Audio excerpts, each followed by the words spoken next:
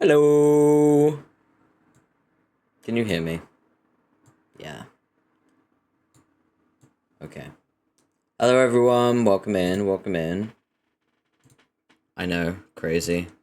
I'm doing a just chatting screen. Hey, Inky, how you doing?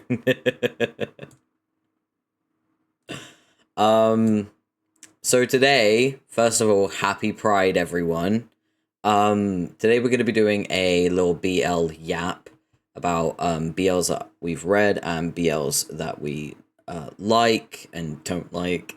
I'm joined today by Eve Healy of BL Library, who is, by the way, a published author. So please be kind to her and welcome her to the community and the channel. Eve, do you want to say hi? Hi. Thank you for having me, and thank you for the very kind intro. I don't know that I'm deserving. You absolutely are. Are you kidding me? How many times I have to tell you? Oh. Hi, Yeah, Inky. you're far too humble. Humble to a fault. I am gonna warn chat, by the way. Unfortunately, we're gonna have an ad in about 2 minutes because Twitch is insistent and won't let me snooze any more ads because I keep snoozing them because I want to yap all the time. And they only give you 3 snoozes every 24 hours, which is really annoying. So just to let you guys know, there is going to be an ad, but don't worry, you won't miss anything. We're not going to talk about anything crucial while the ad occurs. Probably just gonna sing the ad song as usual. Which unfortunately, yeah, I sometimes I sing a little ad song when the ads are on so that people don't miss any content. And my fucking mod clipped it. And I was like, why did you clip it? Why did you clip it? I love that. So yeah. So we have a lot to talk about today. So just to let people know, we're going to be talking about mangas and manhwas. Anyone who's joining who reads BL novels, we won't be discussing any novels, but if you want some good BL novels to read, Eve has some pretty good books that you could read. And there's a command, Eve books, and you can get the link to all of Eve's novels. So yeah, go read them. And I believe Oh, that's so that kind. they're available in digital form as well, aren't they? They are, Yeah, yes. yeah. Book Nerd, welcome in, welcome in. How you doing? We're about to have an ad. I apologize. Don't worry, you're not going to miss anything. We're just going to sing the ad song while you're gone. Ads obviously support the channel, keep the lights on in the palace. So yeah, hope you understand. I think the ad's running. I'm not sure. Twitch? Hello? Twitch? Hashtag keep Fyra's lights on. For real, for real. Gotta keep the palace lights on. They don't run on souls. If they did, that'd be fine. So I don't know what's going on. Normally Twitch notifies me when the ad is running, but I'm not getting anything. It said it was gonna start, but I don't see it, so can't be running. I don't know.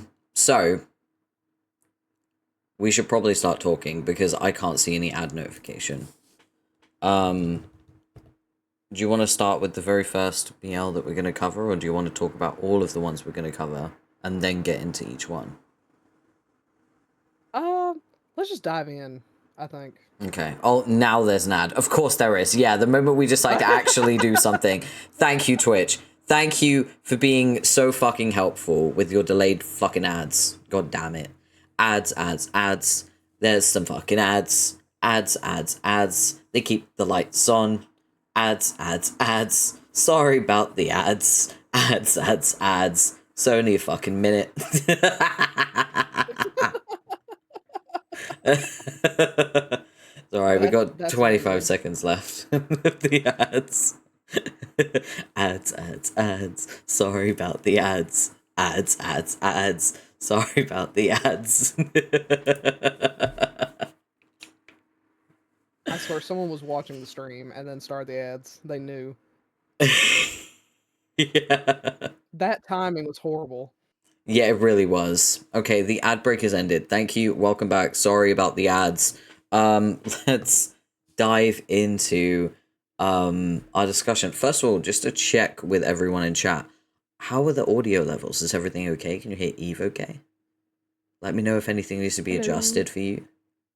But yeah, let's talk about Yarich and Bitch Club, shall we?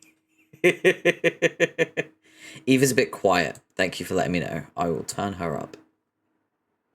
Okay. There we go. I've turned you up. Yes. I'll also turn you up on my Discord a little bit, because I did lower you slightly. Okay, you can hear both of us just fine. That's good. That's good. So, Yarich and Bitch Club. First and foremost, have you heard about Volume 6? I have now heard about Volume 6. I don't know anything about it, other than I know it's going to exist soon. I have seen the cover. And it has Yaguchi on the cover. And I'm so excited.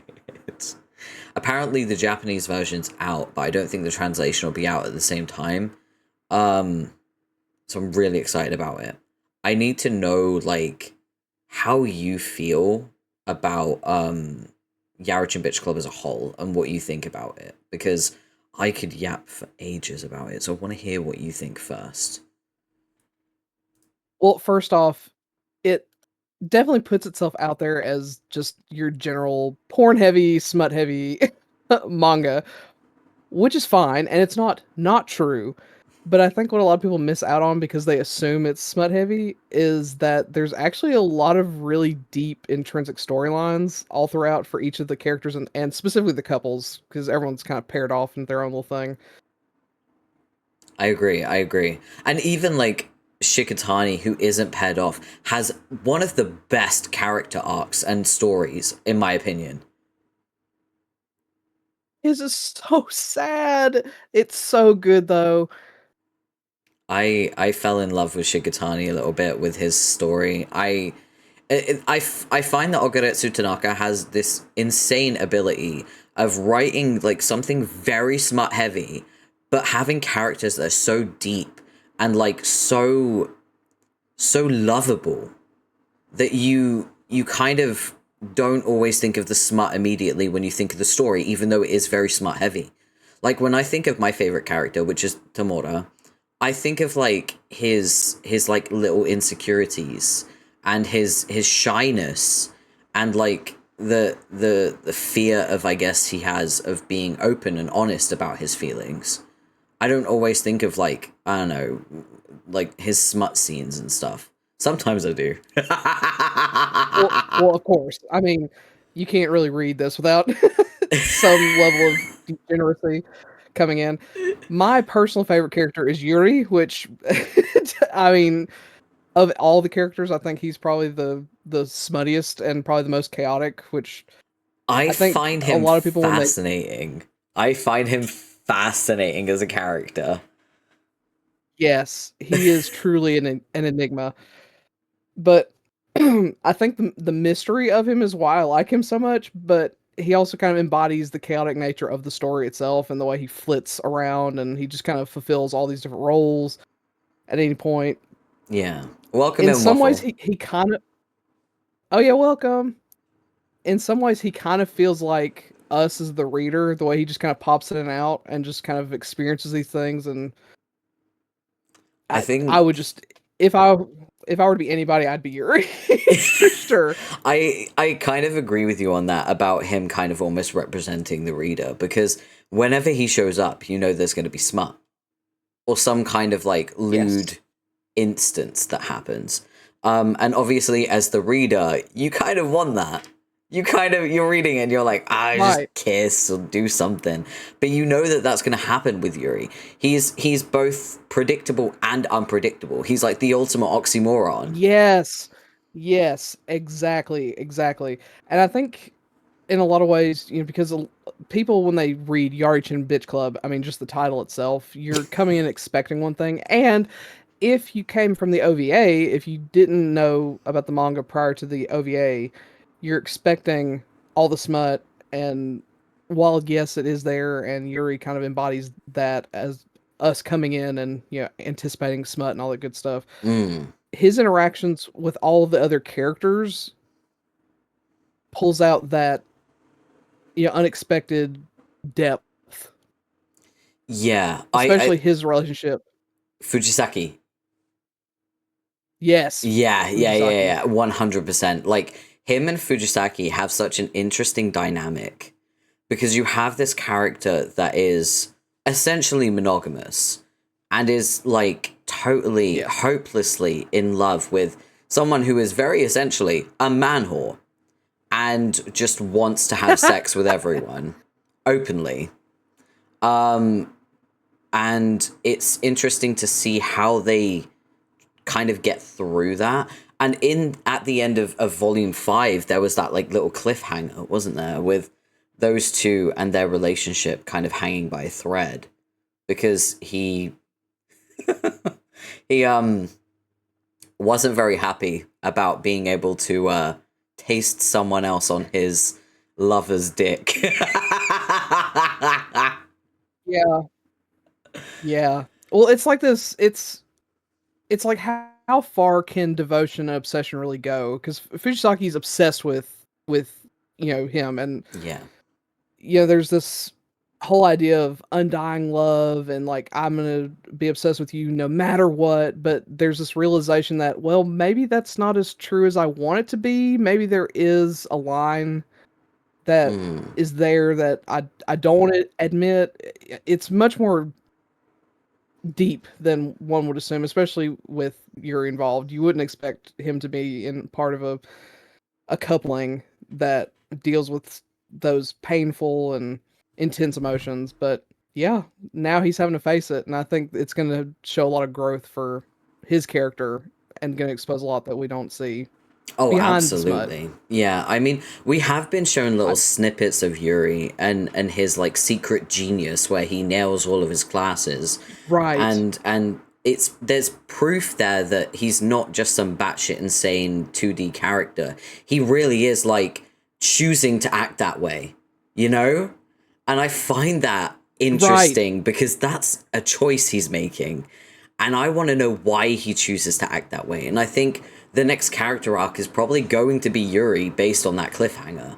I think we're going to go more into his story and figure out who he is as a person. I I have a theory. I have a theory this is going to be some kind of defense mechanism, that maybe there's something that has happened to him in the past where he felt like he had to hide Welcome in, Liv. his genius. Um, I'm just so excited, and I'm interested to see how Fujisaki's going to pull that out, because I have a feeling Fujisaki's going to be the one that finally coaxes the serious part of Yuri out, and maybe we'll finally get to know who he is beneath Mm, all the craziness. yeah, absolutely. Speaking of couples, what do you think about Keiichi and Itome?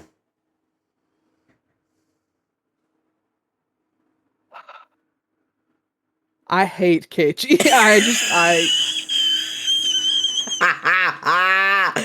Me too. I He cannot is the stand him. creepiest. I cannot He is stand so him. creepy.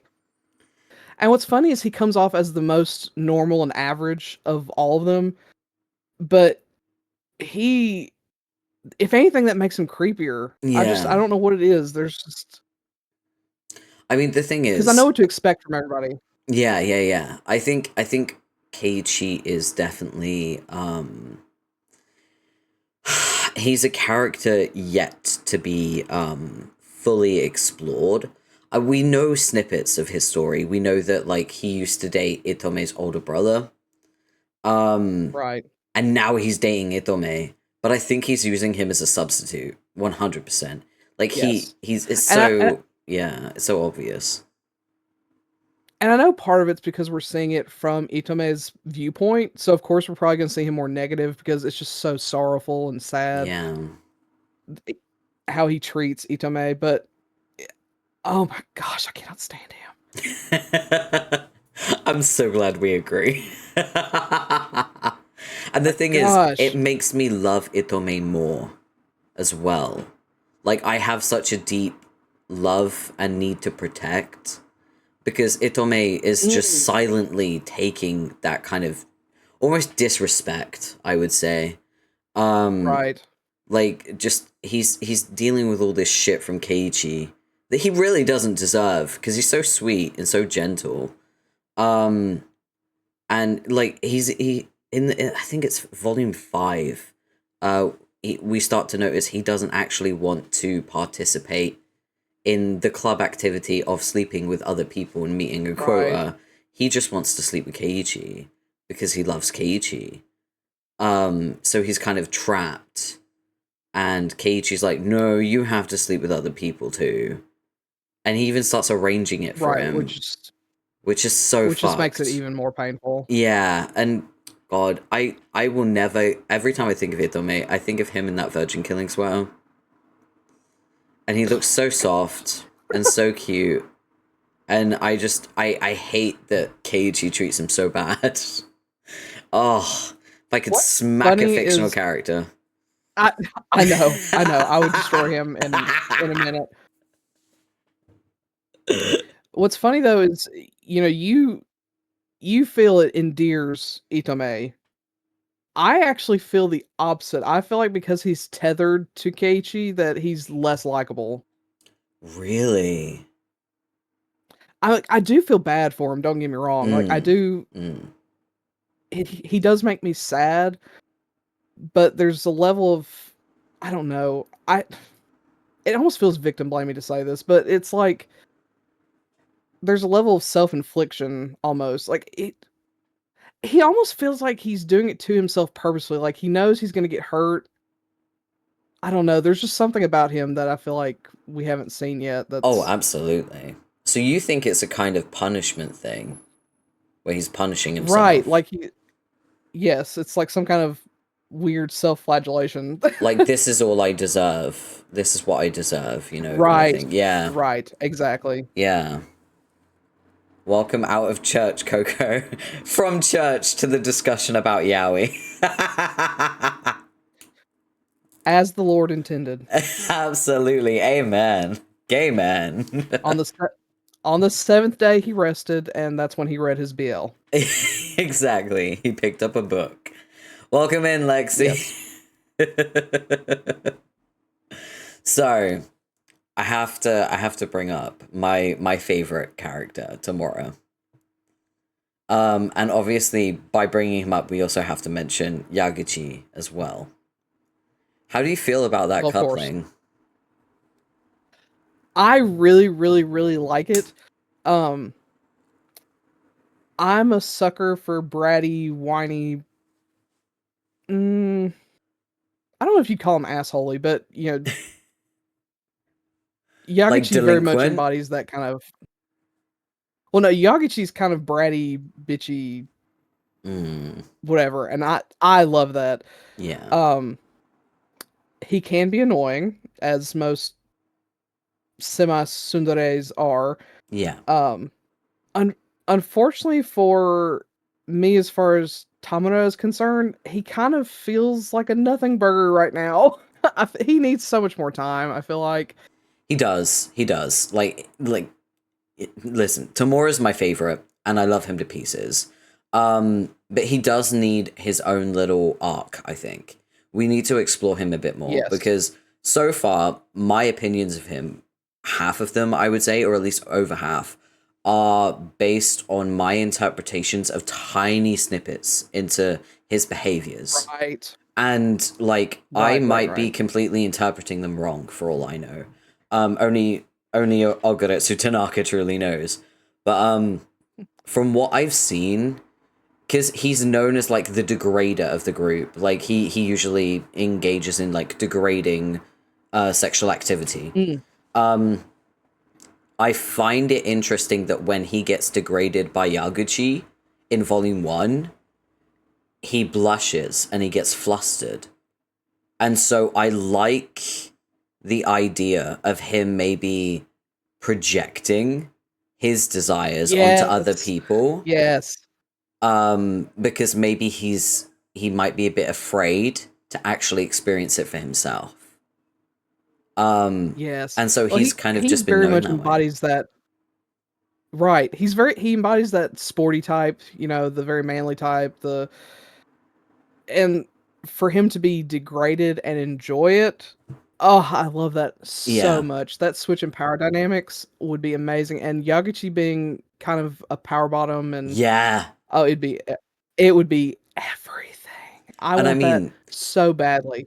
and also with Tamura being a verse as well, like he's more than willing to bottom just as much as he tops. True, I true. it would open so many doors for the relationship. Like, could you imagine like in the future Yagachi and Tamura being together and like being a verse couple that both tops and bottoms each other? To just have a freaking verse couple would be Oh, everything. yes. Would be everything. In I all can honesty, count on my Keiichi and hand the Itome, amount of verse couples I've seen in BL. right. Even if it ended up being Itome and Keiichi that decided they were gonna be verse, I would probably be so happy. I wouldn't like Keiichi any more than I do, but just to have some verse rep would be amazing. Yeah. I mean, I remember Volume 1 when you know exactly what I'm talking about, when Tamura had the threesome. It- Yes. that was the one. That was Yes. the one. Yeah. Avi, welcome in. Welcome in. Welcome in, everyone. We're yapping about Yaruchin Bitch Club right now. And we're having a gay old time. Happy Pride. So I'm glad you like tomorrow. We have to talk about Tono and Kashima. How do you feel about them? When you compare them to everyone else, Mm. they're kind of lackluster. I agree. They're very Like, stale. yes, like they're definitely the foundation, and they're a great entry pair because they're so vanilla compared to everyone else. Yeah, But like once you start to get to know everyone else, they fall away so quick. Because, in my opinion, yeah. It's funny because I don't know anyone that would choose them as their favorites. no, no, I think they do serve a purpose though, because like you are introduced to the club through them as they join the club, and you right? learn with them all the characters and everything. So they do serve a purpose, but at the same time that purpose drops off very quickly once you learn all the characters.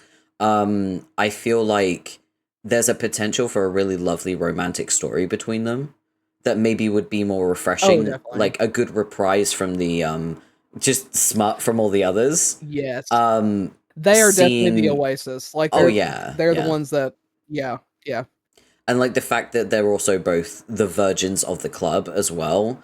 Seeing them go through a yes, yes. romantic arc and maybe losing their virginity to each other in a slower pace, and showing maybe a more like tender and also shy like interaction, because the others are not shy.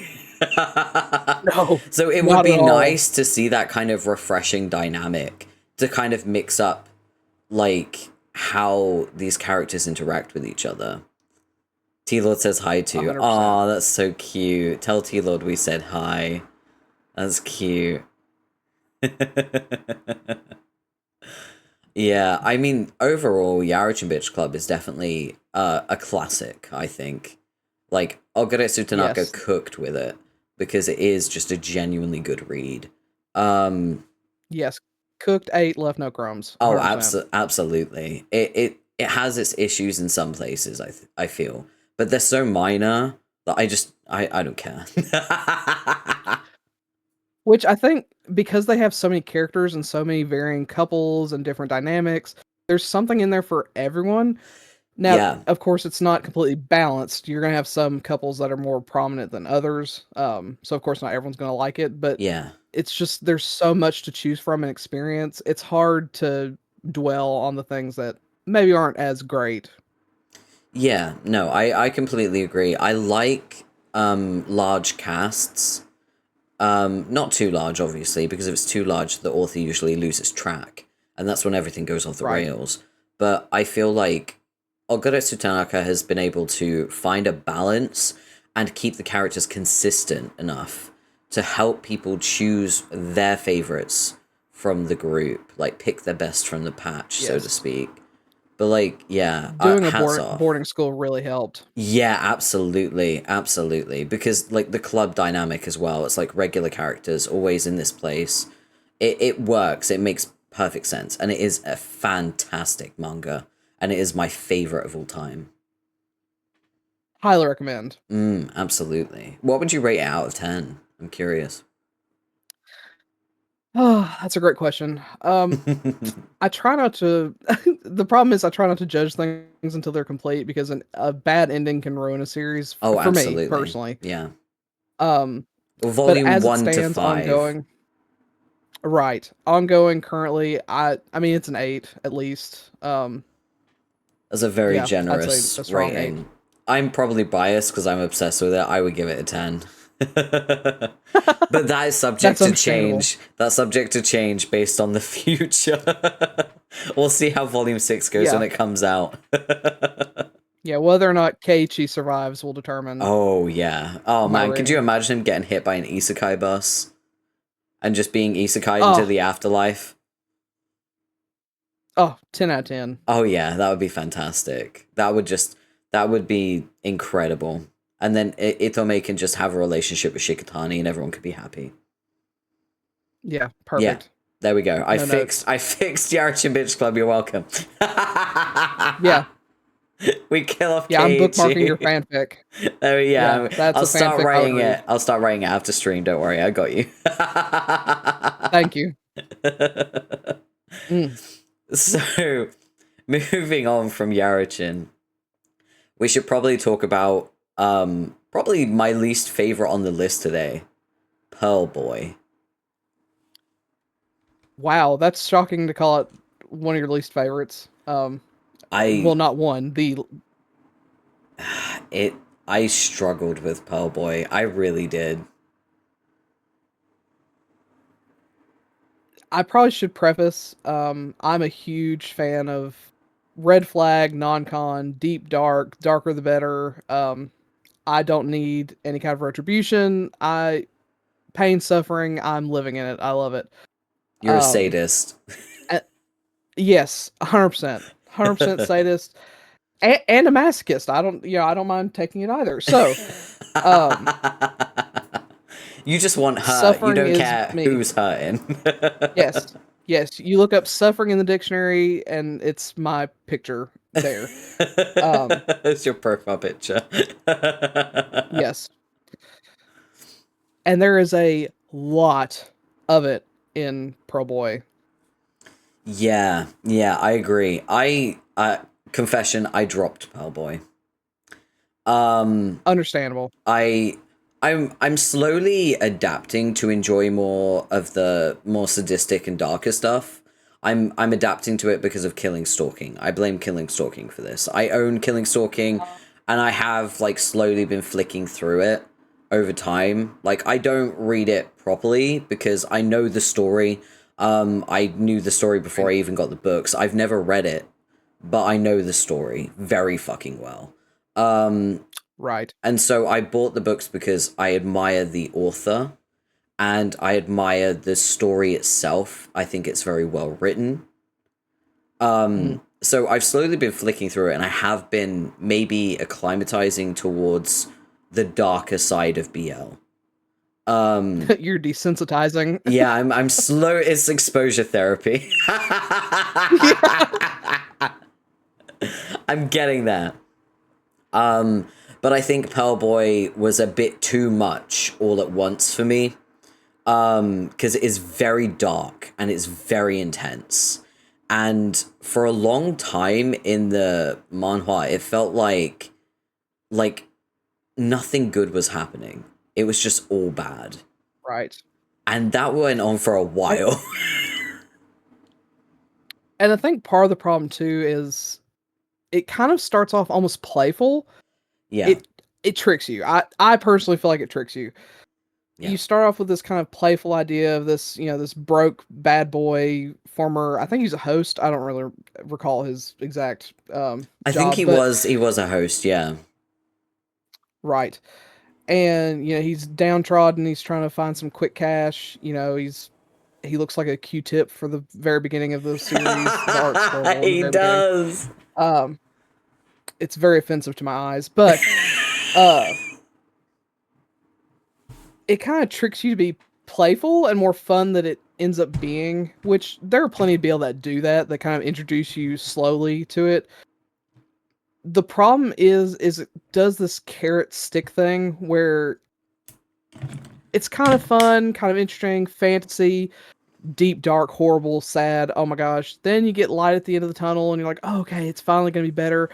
And it just keeps moving that goalpost. Like the horror gets worse and more fantastical and out of the realm of possibility. And it's like, when is the payoff? I mean, when am I going to be okay again? Yeah, I mean, I stopped reading it when I can't remember their names, but I'll refer to them as top and bottom. So when the top went a bit batshit insane and essayed that guy, do you remember that? That's when I stopped reading. I was like, this is starting to get just fucking insane and too much for me, and I'm over this. I've seen enough. The thing is, my criticism of it is such a good premise. Like the idea of a character that, created pearls. That's so cool. That's such a cool premise. And you can do a lot with that. You can. And I'm tempted to write fan fictions about it. You should. But I feel like it was handled in such a, I hate to say this, but almost a stereotypical manhwa way, where there's a gang, where there's some kind of someone down on their luck and they don't have money. Like there's always someone with money problems. There's always a gang involved. There's always some form of criminal activity and someone being indebted to someone. And it feels very tropey of a manhwa. And I feel like you had such a cool, fantastical premise of this person who creates pearls. You could have done so much with it. You could go anywhere with it. But you went to the same place everyone else does. Yeah, it kind of started to feel like almost like a...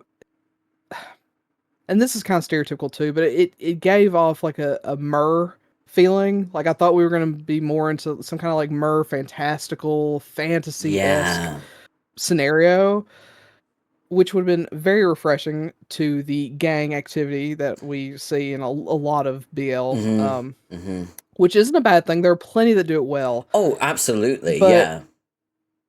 Not to criticize the trope itself, but the direction that they went with the story to that trope was the criticism.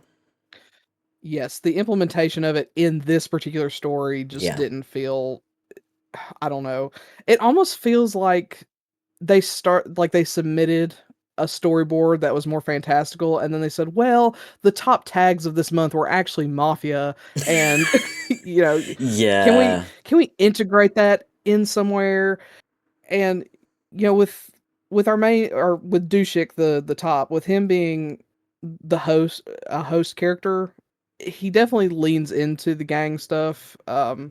It's not out of the realm of possibility that he would interact with gangs or come upon gangs, because they kind of go hand in hand. Host clubs and then the underworld. But it feels like the bottom just kind of gets left behind as far as who he is, where he comes from. And instead it's just kind of... They could have done this whole fantastical thing where it's like, oh, he was blessed by a fairy and that's why he makes pearls and things like... They could have done so many things with it. and it would have been so cool. Right. They could have built a whole new world with whole new rules, and they just didn't. And it feels like such a missed opportunity, I feel. You know?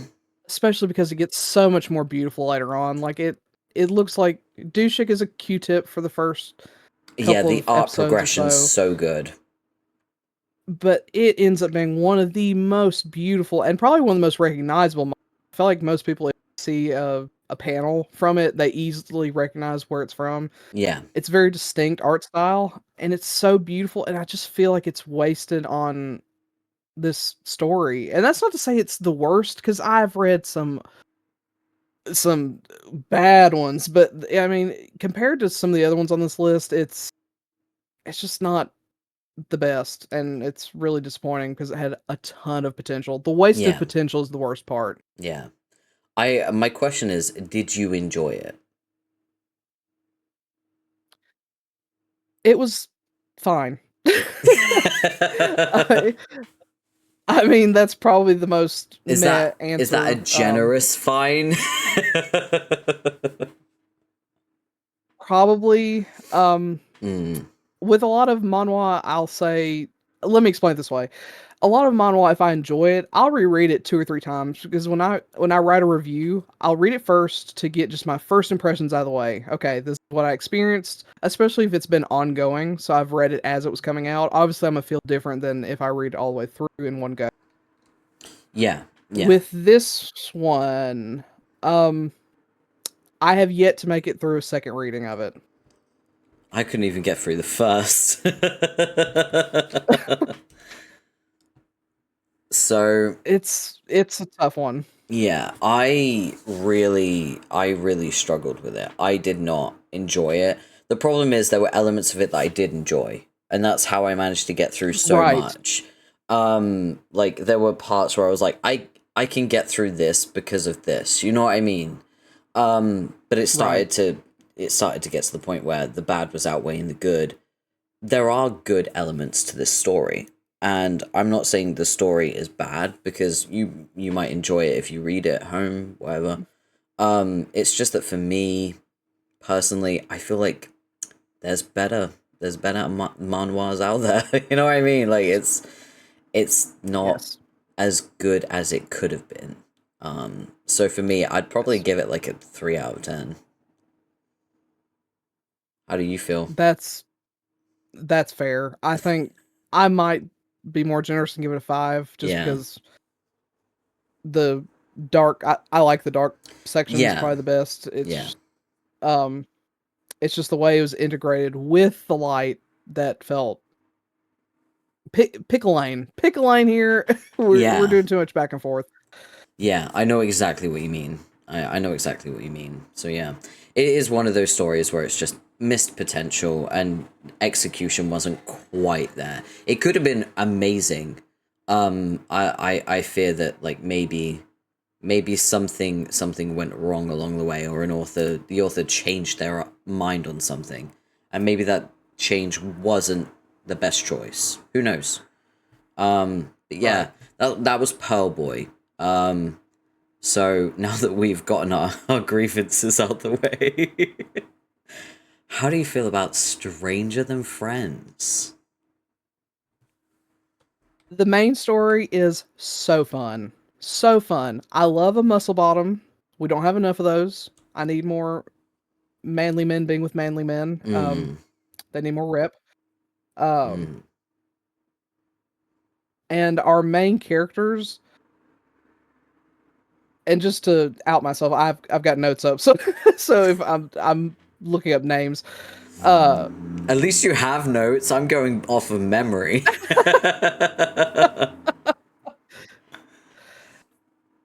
Sagold as an artist is, I feel like a lot of people either hate them or love them. Their I love style is the art. very, I do too. I love it. It's super clean. I feel like I Mm, see a lot of complaints about it being on the boxier side. Um which is understandable. I get it. mm. It's I like it. but it does sometimes bother me that sometimes the main character, I've read, I think, three or four works by them at this point. Sometimes they'll have a main character whose parents look identical to them, so it just feels like this incestuous thing Yeah. going on. Yeah. They're all identical, and that was a problem with Incio, but Incio is so hot as a top. I love Yeah. him. I love his design.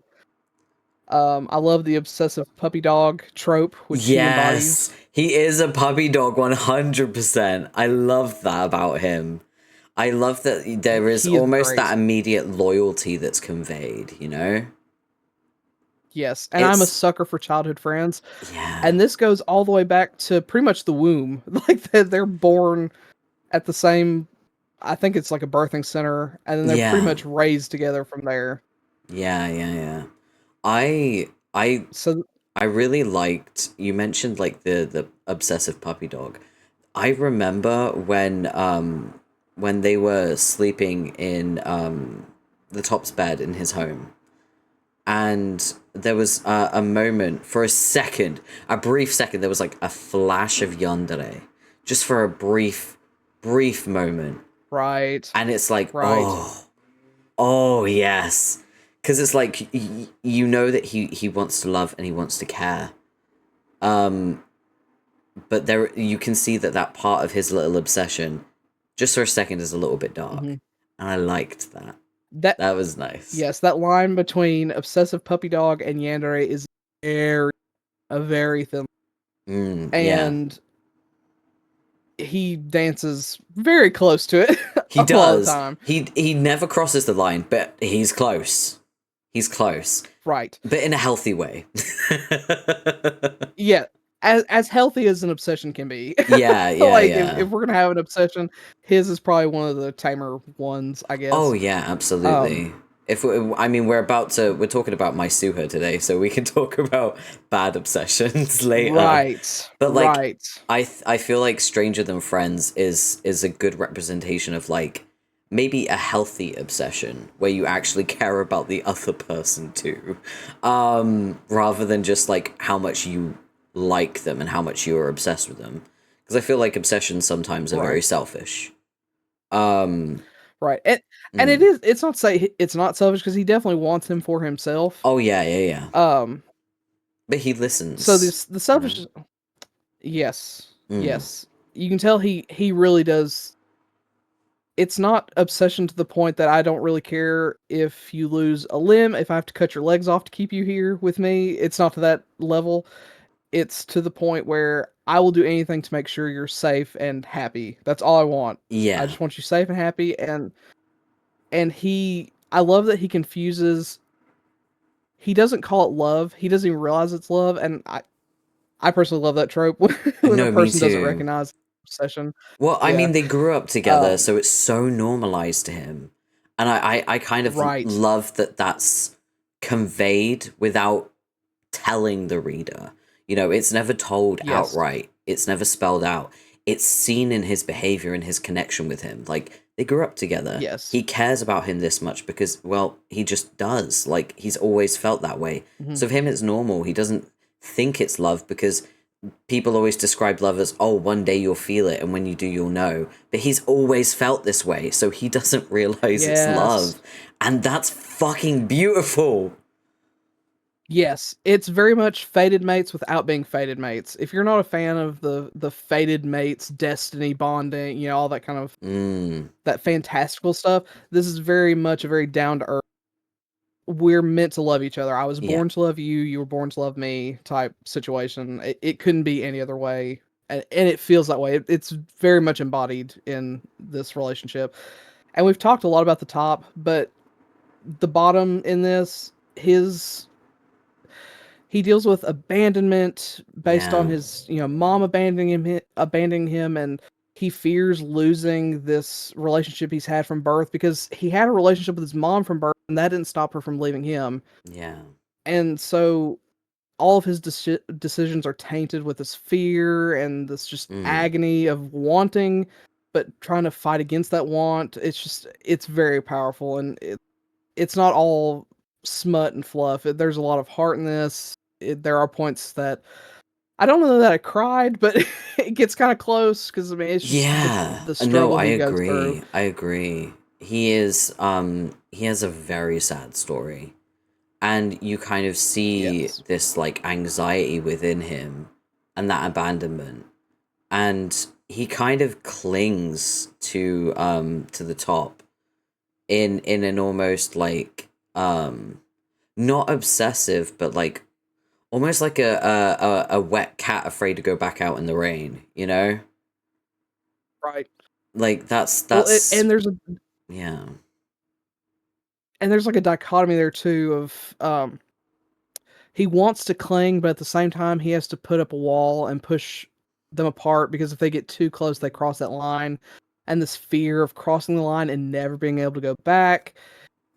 And the relationship they have is almost brotherly. I wouldn't call this pseudo incest necessarily, but it leans toward that because they were raised together in a way. Yeah. Um, but this fear of losing a relationship that typically one doesn't lose, like they're always going to be quote unquote brothers, Yeah. but a boyfriend is much more temporary in most cases. So Yeah. it's just It's the it's fear of very breaking powerful. up. It's the fear of like never being able to go back to what they were. And that kind of haunts Right. him for a while. And it almost like it comes true in a way because they do have that moment where they do break up. And that Mhm. really messes with their dynamic quite a lot. And it especially bothers him. I I hate to bring this up. How do you feel about the boss? Like why? But why? My thing is like he's set up to be the villain, right? He's Yeah. meant to be this villain character. But the mom plays a perfect villain to me. Like she's Oh the villain yeah. that's not there, but is constantly haunting, this relationship because she's the reason he fears being abandoned, all that kind of stuff. And then you meet her and you realize, this relationship she had was not what she wanted. Um, she's forced into this heteronormative relationship and all these expectations. So you feel Yeah. for her, She's but just a she's poor still lesbian. the villain. Yeah. Right. But she's Mm. still the villain in the bottom story. And to add in the asshole boss that is just there to be an ass, I feel like it took away from the power of the mom dynamic, if that makes sense. Mm. And to top it off, it really made this. I listen. The boss, asshole, like a horrible person. Yes. I would hit with Yes. an isekai truck in a heartbeat. Wouldn't hesitate. Wouldn't even blink. Yes. Um. hmm hmm I would be the one driving it. All I right, would and thank you drive so it much for the into follow. him. Welcome into the second circle. My name is Porphyra Minos. I am a demon incubus vtuber. I am the Prince of Lust, ruler of the second circle, and I'm joined here today with Eve from BL Library. We're discussing BLs that we've read, BLs that we like, BLs that we don't like, and we're currently talking about Stranger Than Friends. Welcome in. How are you? So yeah, I wanted to talk about the boss because his relationship with the bottom and also his relationship with his stepbrother.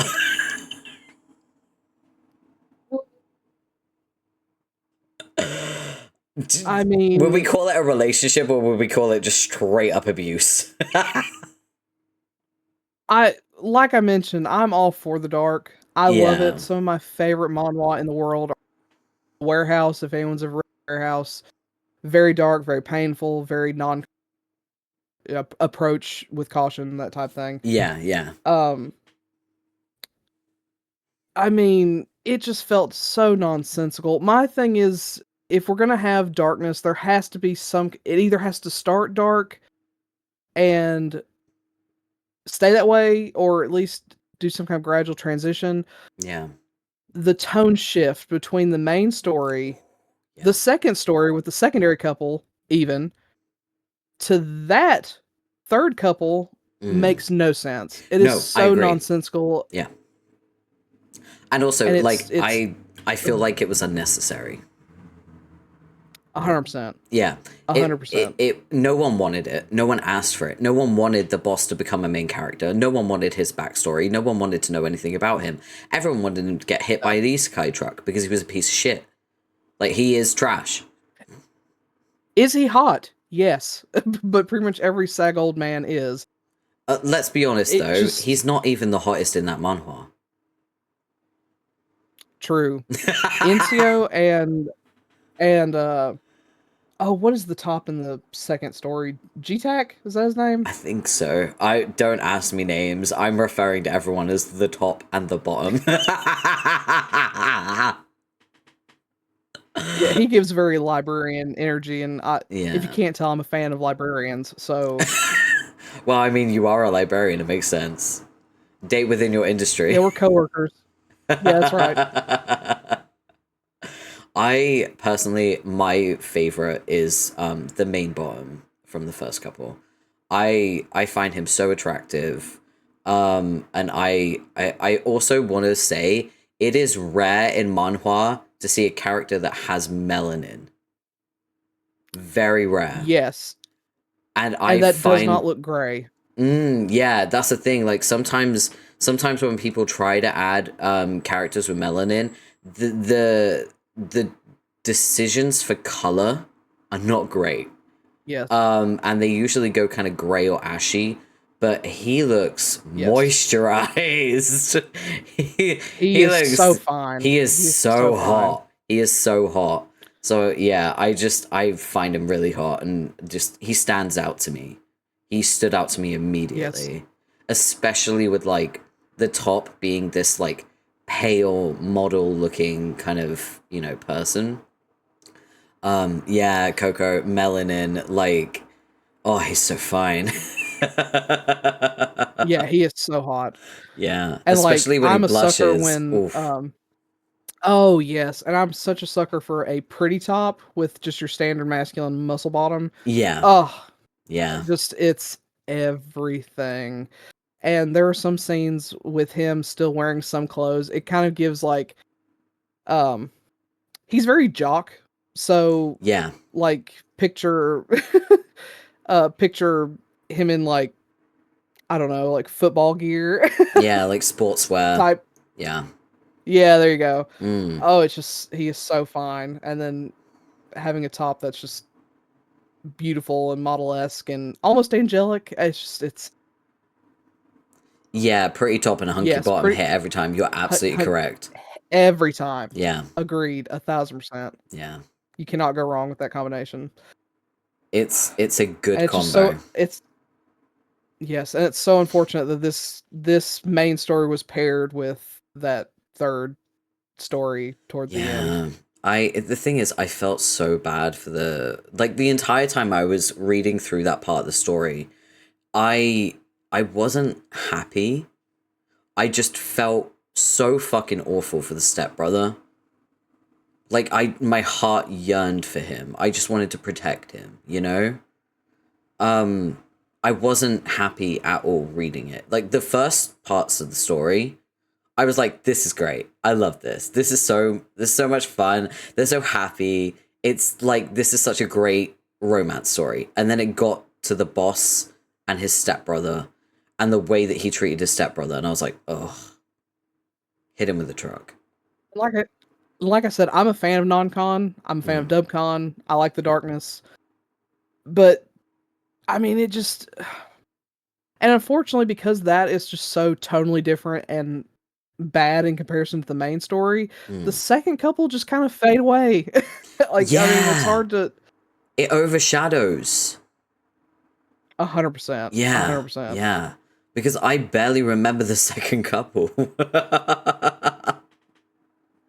And that's so unfortunate because the bottom, Sanho, he's probably one of my favorite character types. When we get to Love is an Illusion, we'll probably I'll gush once we get to that. Oh, I know you will. Um, yeah, you know that bratty, whiny, angry tsundere bottom is just oh. it's Mm, one of my favorites, especially when they get put in their place. Ah, it just brings me so much joy. yeah. And unfortunately, it was completely overshadowed by what followed, and that's Yeah. just so It's unfortunate. it's interesting because now that I think about it, it's one of those situations where a great story is followed up by a little bonus that kind of puts a sour taste in your mouth and kind of almost Yes. like is a detriment to the story. And a good example of this is maybe not for you, but for me. I don't know if you've read My Lovely Bunny. Yes. Is this with the sister? Yes, the bonus chapter. Yeah. Yeah, Disgusting. yeah, Absolutely ruined horrified. ruined the entire fucking story for me. They didn't have to add that bonus chapter. It was unnecessary and it was just vile. And I'm like, no, I want to What enjoy kills this me, adorable couple without thinking yes, about his sisters spying on them having sex. That's so fucking and gross. it and enjoying it and Yeah. literally having like a physical reaction to it. Like Gross, disgusting. she's not even And Fujo. It's worse than that. no. And what kills me is it very well could have been a very interesting insight into Fujoshi culture, Fujin, us being the person viewing these Mm, men and their, that's a good in these question. passionate moments. Arane asked, would you still recommend to read Stranger Than Friends? I personally would. I would say that the third part with the boss and his step brother, I would say that's optional. I would say if you can handle a darker romance, I wouldn't even call it romance at this point, but like if you can handle dark themes and toxic relationships, then read the whole thing. If you don't want the toxic part and you're happy with just some really cool romance stories and cute couples, read the first two parts. Would you agree? Yeah. Mm, Yes, the main thing is if you're the type of person who needs to be prepared for something, so if you're the type of person who goes in and you have to see evidence of something dark coming, mm, um, you do not want to read this in quick succession. If you're fine with non-con dubcon content and you're fine with the major tunnel shifts, mm, go ahead and read this all the way through. But if you need preparation, if you need to be in the right headspace to read darker material, the first and second are perfect. Read those right through. yeah. But yeah, the third one, you're going to want to hold that off for the right headspace. Mm. I wonder, have you written a review for Stranger Than Friends? I have not. I wait until the full entire story is done. So Right. even if the main story's finished, if there are side stories, I try to wait. Obviously, there are some cases where it'll end and then come back way later, Yeah. random side story. Can't always guess when that's going to happen. Yeah. Um, so I have not formally reviewed this yet, Mm. but it will come eventually. I was just wondering because you're very good at adding tags at the beginning of your reviews to let people know what to prepare for. So I was wondering if they could use that as a resource. That's why I asked. But yeah, just honestly, I would say the first two parts of Stranger Than Friends is an absolute guaranteed go read. And enjoy it. You know, have fun with it. Um, And that's not to say it's fully fluff. Just to be clear, it's not entirely fluffy. no, there's a bit of The angst second, too. the Yes, and the second couple is semi-dubcon, so if you're completely, Yeah, against dubcon altogether, the second one is also probably maybe a miss, but yeah. compared to the third, they're rainbows and butterflies. Oh yeah, yeah, yeah. I'm starting to remember the second couple now that you mentioned Dubcon. Yeah, I'm remembering it yeah, a lot j better now. Yeah, they're a little bit more toxic than the first couple. But nowhere near as yes. bad as the third. So, No, if that was meant to be the transition, it was not a very good. oh no, absolutely not. If the second couple was their way of easing us into the third, no, missed the mark completely. That's like Yes, going. 1000%. That's like stepping up one small step and then trying to scale a mountain. It's like it's Yes. such a huge shift. It's crazy. Uh, we do have an ad break coming up, just to let you know. So after the ad break, we're going to start talking about Bloodlink, which is going to be interesting. Woo! We have a lot to say about Bloodlink, both of us. Yes. I think Eve has more to say than me, though. But just to let you know, I have feelings. We run ads here because we have to keep the lights on in the palace. It doesn't run on Souls, unfortunately. If it did, then I would never need to run ads, but it's just the way it is. Unfortunately, money's important in hell, too. Being dragged into Night Rain. Ooh, enjoy! I hope you unlock some new characters. Killing Stalking is something, alright. Oh yeah, I got Waffle to start reading Killing Stalking. It's his first BL. Oh no! Oh no! Well, I did tell him, like, it was a really, like, kind of fucked up story. And he went, you know what? Maybe if it's fucked up, I could probably read a BL. So... That's one of those titles where I dislike the term BL because love is a very not apt word for that particular. I use BL in the sense that if there is homosexual interactions, be it sexual or 100%. romance, yeah, 100%. That is how it's used, and that's definitely the broad genre definition. Yeah. It feels so inaccurate for a lot of BL. I think for Killing Stalking especially because of the way that it was advertised by Lesin wrongfully as a cute new BL to read, and that's why it became so popular and famous, because people would click on it, start reading it, realize how fucked up it is, and then complain about it online, which gained traction, gained popularity, got more people to read it, and that's why Killing Stalking blew up. Because of the outrage that Lesin wrongfully advertised it as a cute new gay story. And they did it recently with Jinx. I saw a fucking advertisement on Instagram from Lesin, and they were advertising Jinx as this cute fucking love triangle story. And I'm like, motherfucker, you will not get me again. There is no way. I know enough about Jinx to know that it is not a cutesy love story, okay? And what love triangle? Where was it? I know. I don't see it. I know. I commented underneath it, and I'm like, Lesin, you should have learnt your lesson with Killing Stalking. What are you doing? And I love Jinx. Don't get me wrong, but there are so many people who are getting blindsided by the stuff. I'm gonna wait until Jinx is finished before I read it. I'm concerned about it though, because I've heard bad things. I've heard some very concerning things. Oh, make sure you hydrate, by the way.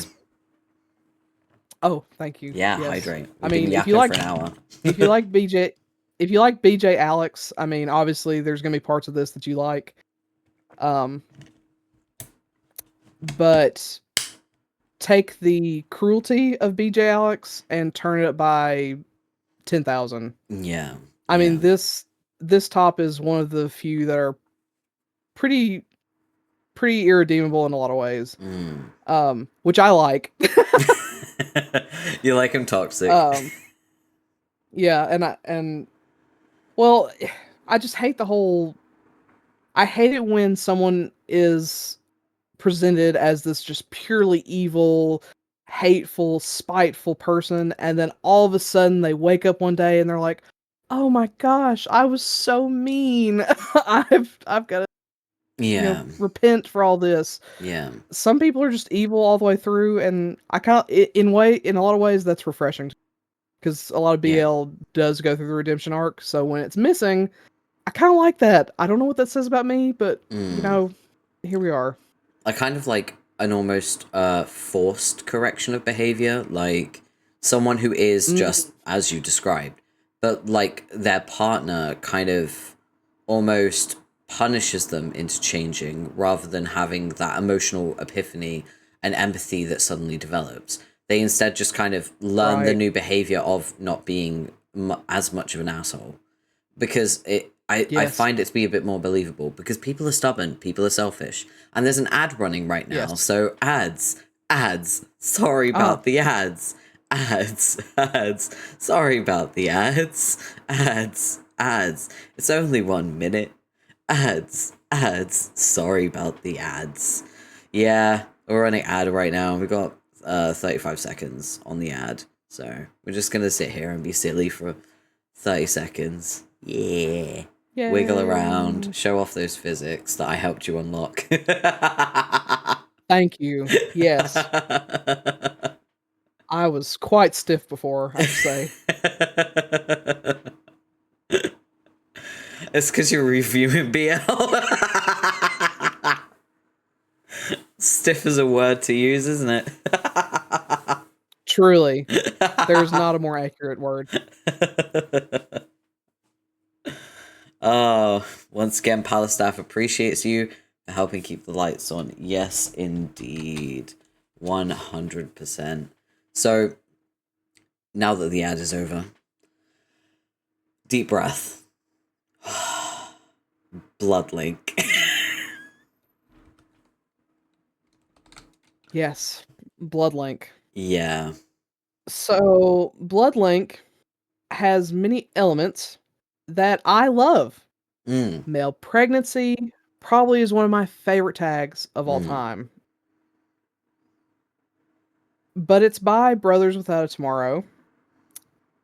And as much as their art has grown and changed for the better, Mm. and I'm a huge fan of reading older works, hating the art, and moving on and seeing that they've gotten better. Bloodlink was my first entry into Brothers Without a Tomorrow, and it's probably one of the ugliest manhwa I've read. I see. This is what I was excited for, because this is something I disagree with, respectfully, of course. Right. I really liked the art because of how different it looks from other manhwas. Whew. It looks really Different is a different. word. Yeah, I mean, it stands out to me. I liked the way that the tops were drawn. Mm, I found them to be incredibly attractive, which is interesting because normally I gravitate towards bottoms. I usually find the bottoms to be most right. attractive. I mean, I'm a fucking tops, no surprise.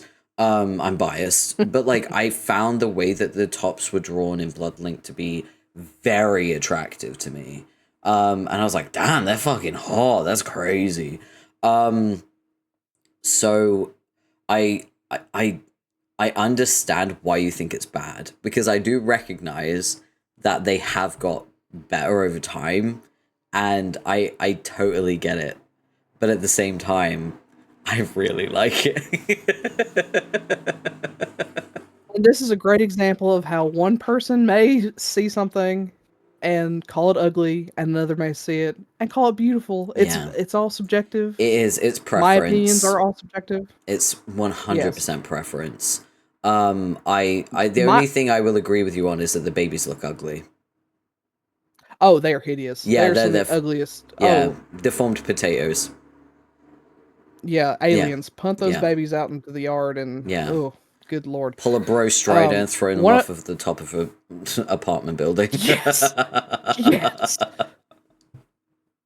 And one of the main issues I have with the art, and this is something, my conspiracy theory, I am almost certain that what they do is they draw one half of the face and then they copy, paste it, and flip it, put them together, and that's how they make the front view of every character. I I am need to completely I convinced. need to Google this, because I'm And very good at looking at art and spotting shit like that. Because I did an analytical course when I was doing art. Um I want to see if I can find a front on picture of any of the characters where they're looking straight. Wait, I have and to one. be clear, that does not mean I can draw any better. Their art is far superior than anything I could possibly do. Oh, But I those have eyes are eyes, and I can. perfect. Oh. Oh, I think you're right. I They think are a they copy do. and paste. Because those eyes are weirdly symmetrical. Like, that's And there not are some normal. cases where you where you look at them straight on and it looks like their faces are slightly too wide, like maybe they overcompensated to join them Mm. together. Yeah. It's just ugly. I mean, I At I least to me. I understand why you find it ugly. I totally get that. I 100% understand. I just simply like the art style. I don't know. I wish I could explain it. It's one of those things where it's Yep, like, I feel it. it's ugly, but it's mine. I love it. It's totally understandable. I think part of it too is we're inundated with such pristine art in a lot of cases that Mm. to have imperfections and stuff can sometimes be refreshing. Like it can be Yeah. just truly. Yeah. I'm just so gosh darn picky that it's just no, thank you, no, thank you. I'm We're not. picky in our But own I ways. yes, but I did read it all the way through. Bad art will not stop me from reading a story all the way through. So I did read Mm. this one. Let's talk Bad about art the be damned. story. So the first part of the story, Yeah, the main characters, of whom's names I don't remember. I am pulling up my notes as we speak. It's important to note that Bloodlink is one of, I believe, the first manhwa Omegaverse stories. So it was very early days for manhwa in general. Or like, I guess it's webtoon, isn't it? But it's old and it's been around a while. And it's quite an early Yes. Omegaverse in terms of like Korean creators. It's probably more accurate to say it's more shift verse than omega verse. Yeah. Just because it deals with like the lycanthrope trope and that type thing. Yeah, yeah, Um, definitely. and of It's course, much more omega verse and werewolf and shift verse. vampire than anything else, isn't it? Yes, Mm. and omega verse and shift verse do go hand in hand in a lot of cases. Yeah, there is an That's usually a overlap. more west.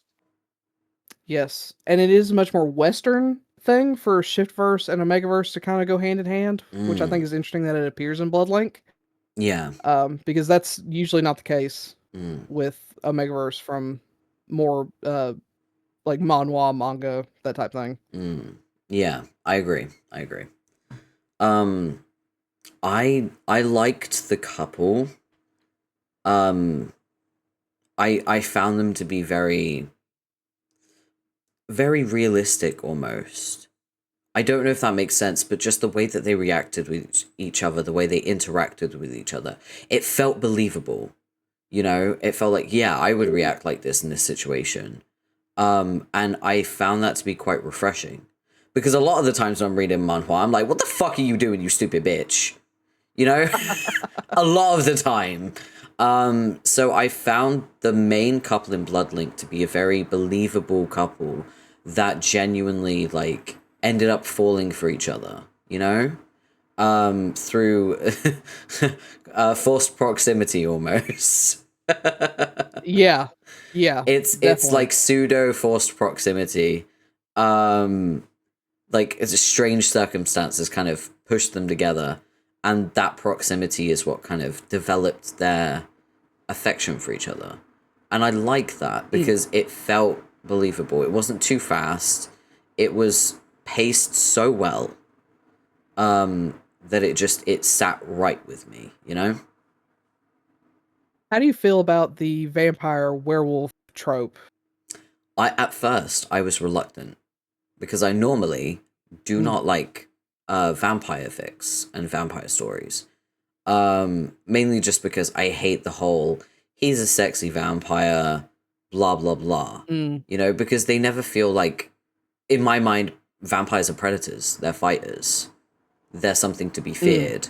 And so when they're kind of prettied up and made to just look like, oh, a brooding hot guy, it's not scary.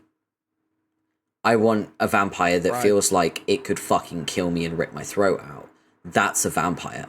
And Bloodlink hit the mark with it because their vampires are fucking scary. And I found that to be really refreshing. And that's definitely what locked in for me. Is that you know, the vampires in Bloodlink are very good at fighting. They're very scary. You wouldn't want to meet one in an alley. Certainly not. No, no matter how hot they are. It's like the No, perfect blend well, of being attractive and also being terrifying. well, personally, I think they're terrifying all the way through. Hideous to look at. Yes, they scare me in all aspects. My art Hell, even the degree werewolves scare me. quivers. Yeah. No, I found the main couple to be really lovely. I really enjoyed them. How did you feel about them? Now, while I will read something all the way through, if I don't like the art, I will say that it does play a role in how I feel about the story and the characters. Unfortunately, it's just kind of a bias. Yeah. So overall, I didn't care that much for them. To me, they didn't feel as connected. And admittedly, I think I'm a little tainted from the whole because a lot of people will say that this is like the twilight of of manhwa, It's the BL Twilight we manhwa. should have had. It's Edward and Jacob without Bella. Yes, you're Yeah. right. Yep, Yeah. 100%. It's the That's Twilight we true. should have That is very had. accurate. Yeah. Yeah. No, Yeah, that is the most apt way. I completely agree that it is the Twilight of manhwa, but it's the Twilight we should have had. It's like Twilight improved. Could you Right. imagine if I will Twilight say, was Bloodlink? holy shit! Could you imagine if Edward and Jacob had been the not Team Edward, not Team Jacob, but just Team them? Oh my god, could you imagine Jacob having a baby? I would Oh like my Twilight god. Jacob so much more. Jacob and Preg instead of, you know, Jacob spawn camping.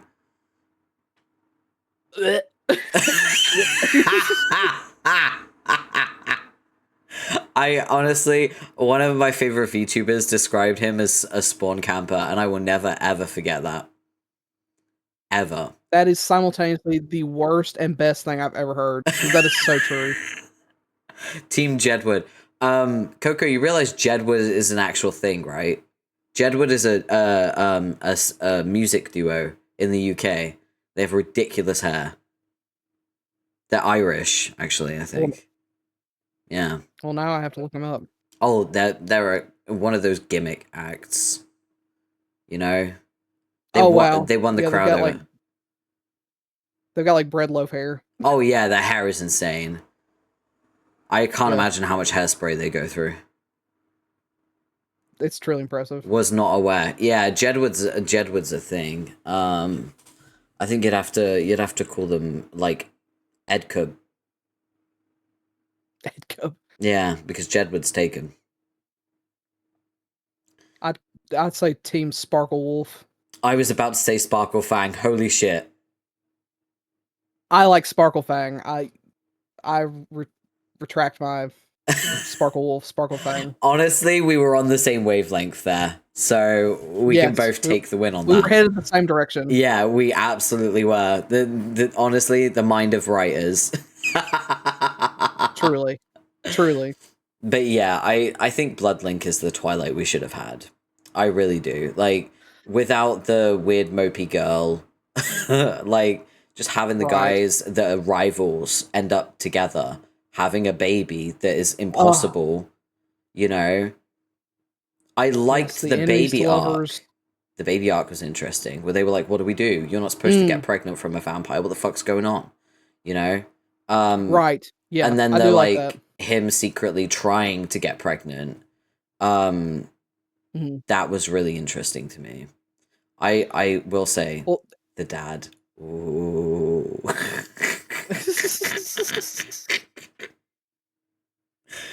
Oh. I'm sorry. I just he's so hot. Continue. I'm all for the dilf love. Yeah. I just wish they looked better. Could you imagine a remaster of Bloodlink? Oh, with the Smyrna and Capri artwork? Oh my gosh. I would be Jesus, that'd be great. interested to see it because as someone who likes the original artwork, I'd be fascinated to see how I react to a remastered version. I think that would be I, interesting. I would love to see that. I mean, I think that would change the whole. And the way they do fantasy stories now, if you've read Smyrna and Capri, the pacing is so much better, in my opinion. Mm. And and the way they draw babies is so much better because there is impreg in Smyrna and Capri. Mm. Um, Mm. Specifically egg preg, which is fun.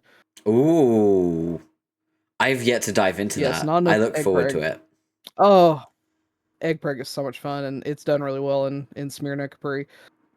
Uh, but they've changed and grown so much. I feel like I would really enjoy, and I would 100% give it another chance. Yeah. I will say, as far as the more overarching story, because there's a lot of politics in Bloodlink as far as the vampires and Yeah.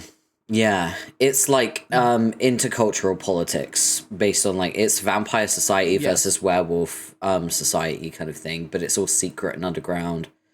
It's yes, very interesting. and I feel It's like almost Blade-esque, isn't yeah, it? With the vampire like mm, hierarchy kind of mm, thing. Yeah.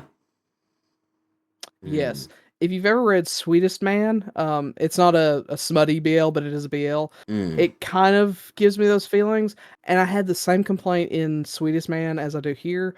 That no matter how long a manhwa is, for some reason I always feel like the ones that have really deep entrenched politics just never give it enough time to actually explore them. I always end up with more questions than I do answers. It just Yeah.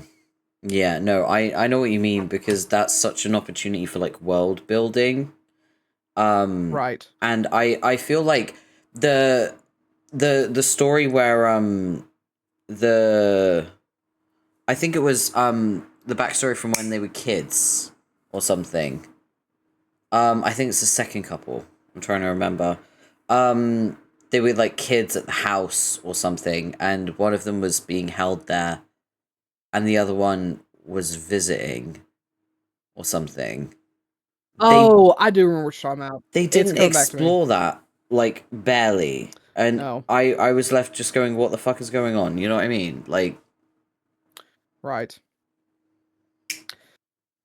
It's this delicate balance of focusing on the romance and the smut. Sometimes, I'm a degenerate through and through. I yeah, love smut as much as the next person. oh yeah, Lightsabers, give me uncensored, give me all. I like it all. flashbang me, yeah, Sometimes, yeah, sometimes I feel like the smut could be taken out in favor of story, and I constantly deal with this. There are yeah. two wolves inside of me. One is a degenerate, the other wants story. Yeah, yeah, And yeah. I think that's why we like Yarich and Bitch Club because it's like a healthy balance of both. yes, Yeah, yes, it is masterfully done as far yeah, as the balance is concerned. Bloodlink, not so much. yeah. I I think feel like leans more into the relationships and the smut right, and that like the romance. It leans more into that when it's weird because the story kind of relies on the world building and the politics because that kind of exactly. it determines the rules and the reactions of the couple. So it is a bit more Yes, important to explore those elements in order to really understand the motivations of the couple and the actions and behaviors they right. have. So I agree with you on that. They could have developed it way more, and it would have Yes, been super interesting.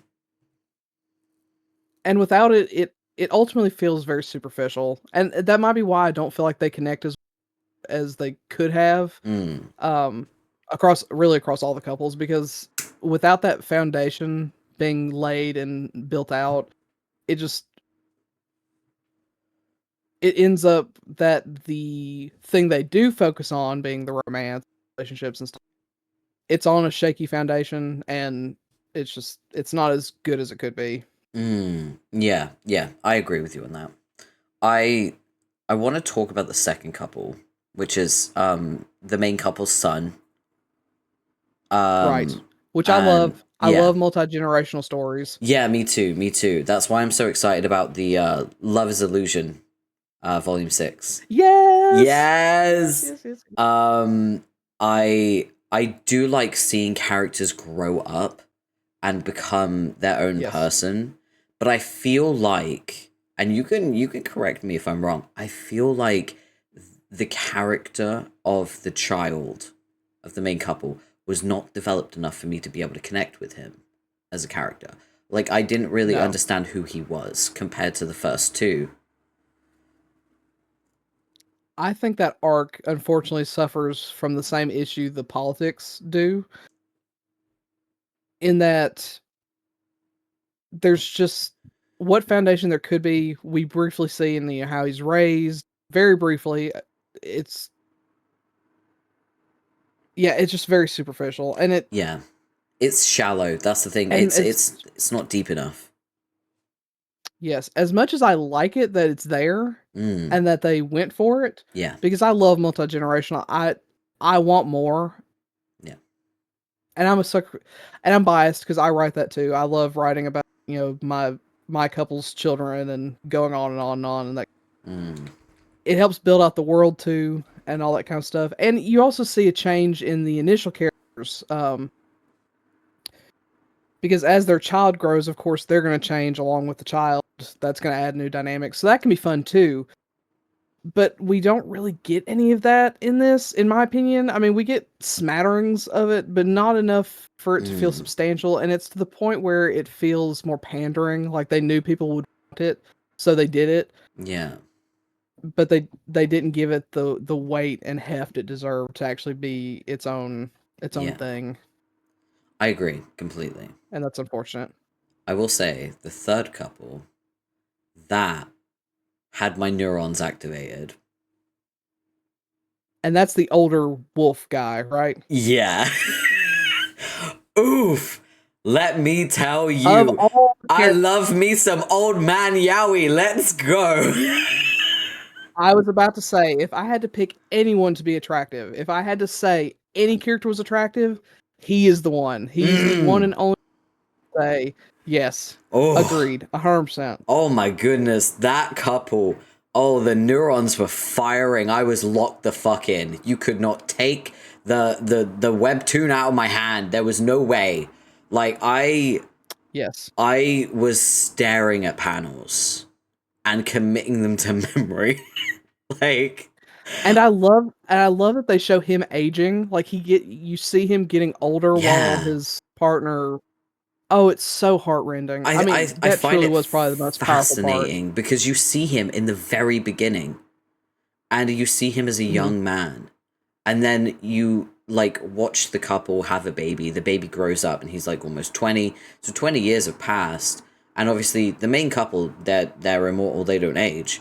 And so you see this guy from the very beginning and he's so much older, and now he's got a dilf, and it's the ultimate dilf Yes. because it's vampire daddy dilf who's in charge, Yes. and it's just oh, this fucking beautiful, and they're so good with each other as well. Like, it's old If I man it, respectful mhm. yaoi, where it's like, I love you and I respect you, and I think that even as you age you're beautiful. It is just my favorite couple in the entire story. Yes. If I had it my way, this would have been all about them. Like, I wanted a whole story of just them. Yeah. The whole immortality as a trope is just so powerful, and it can be used in so many different ways, and it can be so painful, but at the Yeah. same time expose so many heartrending things, like the whole "you're getting older by beautiful" thing. Yeah. Um, and then wondering what's gonna happen after he's gone. I It's just it's remember very oh, bittersweet. I remember that conversation they had, like, I'm gonna die one day. What will you do? And he said, I will move on and I will continue as I always have. And I broke my fucking heart when I read that. I was, oh, I want them to live forever in each other's arms. Right. I want them to But grow what old together. that is such a good answer though for this immortal being who's seen so many deaths and people in his life eventually leave him in one way. It's so understandable that he would have this resolute, aloof, almost cold way of viewing this. But it's can very honestly matter tell, of fact, isn't it? Yeah. And it's almost comforting too, though, because Werewolf Daddy, he's worried about leaving someone behind. Like that is a very sad thing, and it's something he has no control over. Yeah. He's going to die one way or another. So it's inevitably going to be sad. Someone's going to get hurt in this. So for him to be so resolute and honest about I'm going to move on, it's comforting, and it's still painful, but it's comforting, and I love that. And it's just very unfortunate that this is tacked on at the end of this story for me. Yeah, it does feel like a footnote, and it shouldn't be. It should be like, honestly, I feel like it should have been front and center. I feel like when we were introduced 100%. To him in the first couples arc, we should have seen his story more. We should have followed him a bit more closely, because if we had, we would have seen those politics. We would have seen a lot more behind the scenes, because he was so involved with werewolf and vampire politics. And by following him, we would have seen Daddy Vampire, who is the leader and has all the rules. And so we would have been exposed to so much more, and I feel like it was such a mistake to not include them more. Yep, the story almost feels backwards. Like, it feels like it should be told with them first, and then the generation should actually move on to our main couple, and then the child. Yeah, I agree. I feel like the child story should be the bonus story, in my opinion. Yes. Yeah. It was very much footnote. It was giving footnote. Yeah, 100%. I will say, the powers of the vampires is also what drew me in. I can't remember the name of it.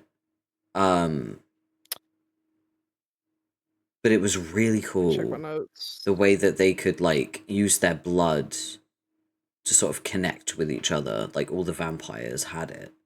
And it was like, I think it was Daddy Vampire's power. But he gave it to all of his, like, vampire children. Right, his spawn. Yeah, and it was so cool, the way that it worked. And it created this, like, it was almost a sentient entity as well, which I really liked. It was almost like a parasite living within him that helped him to his benefit, you know? I really liked that power. Right. It was drawn beautifully, in my opinion. I know you probably disagree. I'm talking specifically about the power. I'm not talking about the way that people were drawn. I'm talking about how the power was drawn, how it attacked, and the way that it was drawn in a very organic but still jagged way. It was just really cool. The action scenes were always great. I really loved the action scenes. It was refreshing because I'm not used to that in a BL, you know? So that was nice. I really liked that. Yeah, action is surprisingly lacking for a genre that's predominantly cisgendered men. It just, you would think there'd be more action, but there really isn't. That's because it's written by women. Exactly. Correct. If it was written by a man, I want them to kiss. Yeah, if it was written by a man, there'd be at least one scene of a guy just walking down the road, looking down, seeing a stick, and going, "I like that stick," picking it up and taking it with him. So, yeah. 100%. 100%. Typical male behavior. So yeah, overall, I really liked Bloodlink. I know you probably have a lower score than I do, due to art and just the execution of the story in general. I think we agree on how the story should have gone with Daddy Vampire and Daddy Werewolf. Right. I will say, I will give it a 7 out of 10 because I really enjoyed it. Wow. Yeah. I really enjoyed it. I thought it was good. I would give it a 2. 1 for Dilf Werewolf and 1 for Daddy Vampire, and that's so funny. In my mind, I was like, no, she'll probably give it like a 5. It was a 2. That's so funny. So we have a few more to talk about. We've sort of had an entrance into the Omegaverse talking about Bloodlink and how we felt about it, but now we're diving into the real Omegaverse. And we're gonna start with Love is an Illusion, which is ongoing, and we are expecting. I think on the 26th of this, no, 13th of June. Volume 6 is dropping, which is exciting. Yes. How do you feel about Love is an Illusion? Love is an Illusion is actually the first Omegaverse I ever read. Wow. And it might have been one of the first 3 manhwa I ever. So this was my gateway to a lot of stuff, and it's probably in my top 3 manhwa. I know a lot of people don't like it for one reason or another. It does have dubcon elements, non-con elements abound. I mean, And there are characters I Omegaverse, hate. you know. Yeah, they kind of go hand in hand. Yeah, I feel if you're reading an Omegaverse, you have to expect dubcon because of the way that pheromone like dynamics and alpha and omegas interact. You kind of have to expect that. It's just part of the Omegaverse trope, you know? Right. But with all that in mind, Love is an Illusion to me is the pinnacle of Omegaverse. You get the Alpha and Omega, your standard coupling with the first couple. Then you get Alpha Beta, and then you get Beta Omega. The only thing I was missing out on, Alpha Alpha and Omega Omega, the rarest thing in the world. That's why I had to write it myself. Because I've written an Omega Omega. And I've also written Alpha Alpha. And I've also written Alpha Alpha where he bitches into an Omega. Bitching is so fun. Yeah, we love bitching. I've also written studying as well. But yeah, I love Alpha Alpha couples, which I will talk about when we touch on Love Shuttle. But I yearn for Alpha Alpha, and I feel like I was deprived of that from Love is an Illusion because we did have such great combinations, and it wasn't just the standard Alpha Omega. Like, we had the standard to begin with, and it developed into different couples. I like the inclusion of Beta because I feel like they're ignored quite a lot, and they're just treated as, they're just there, they're NPCs. It was nice to see, you know, an Alpha be like, you're my Beta, you know? Yes. That's nice. And with betas, one of the fun parts about betas being the central focus is with the Omegaverse, the emphasis is put on, of course, the alphas and the omegas because they're the unique variations. They have the more animalistic tendencies, which again is why Shift Verse kind of goes hand in hand with them because it is very primal and animalistic. And the betas have to deal with, honestly, betas and omegas are very in their struggle. Omegas struggle with being a part of the Omegaverse because they're being put down for their biology, things they cannot control. They're seen as lesser than because it's a very interesting version of sexism. It is. It 100% is. It's basically Omegas take the role of what is essentially the way that women are treated in society. They're treated as lesser than. They get, you know, less chances in job opportunities. Society generally sees them as less than alpha, which would be the representative of men in society. It's basically just a big old, you know, metaphor for sexism and misogyny. So yeah, 100%. Yep. And similarly, I would say the beta represents the inherent homophobia there is because they can't give birth. They are cis men, you know, usually. They embody that missing element. So you still got the sexism, the misogyny, but then you've still got the homophobia representation. The betas that isn't lost just because the Omegaverse exists. That still is inherently part of society, which I like. It's an interesting take on that.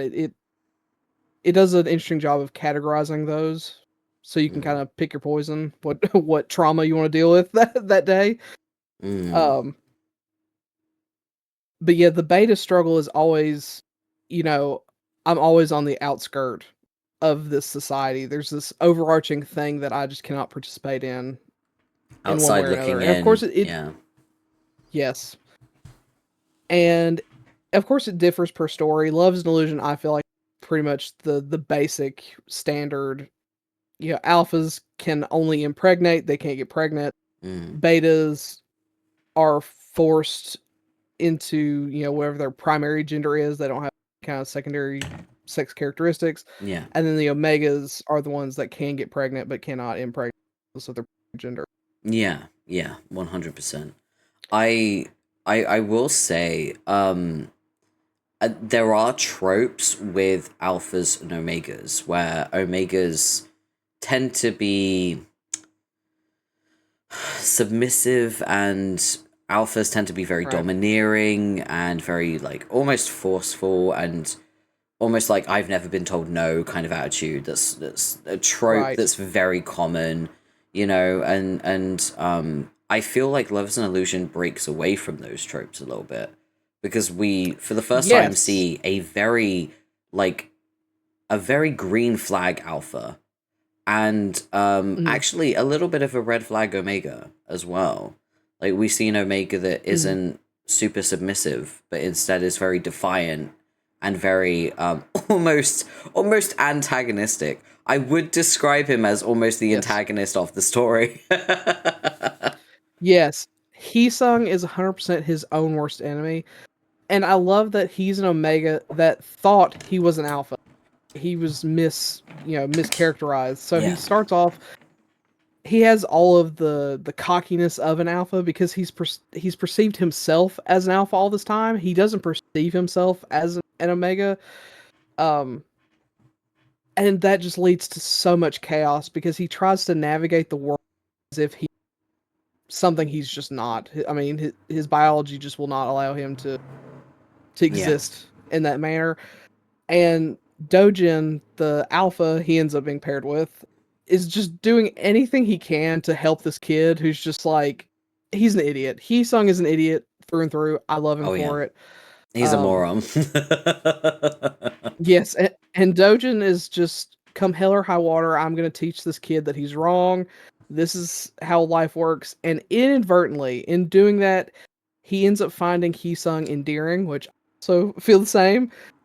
And that leads to their romance. And it's Mm, just, oh my gosh, Love is an Illusion is just so good. And seeing Heesung change and come to accept his Omeganess over time, um, and eventually become a parent and learning what that is when he didn't have that. mm, I'm a sucker for these narratives where the parents are quiet antagonists in the background because of what they've done to, you know, the main characters. mm, Very similar to Stranger Than Friends as far mm. as the bottom's concerned, because Basically, Heesung was abandoned by parents that like either abused or neglected their children, creating this right.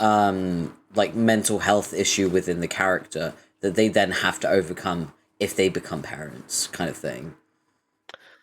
Exactly. Yeah, yeah. And unlike with Stranger Than Friends, where the bottom there is just having to work through it himself, Heesung is having to do it through this this child he's having, and you know, he's being forced through it one way or another. He's having this child, and his plan is, of course, to just leave the child with Dojin, and he's gonna go on his merry way. Dojin's gonna pay him a bunch of money for it, whatever. Mm, And Dojin does baby trap him, so Dojin is, you know, kind of red flagging it here. Um, but it's interesting to see how different the growth is between a character like in Stranger Than Friends, who, you know, he can't get pregnant, of course, yeah. to experience what it's like to have a child and compare himself to his mother in that same way, Mm, while Heesung can.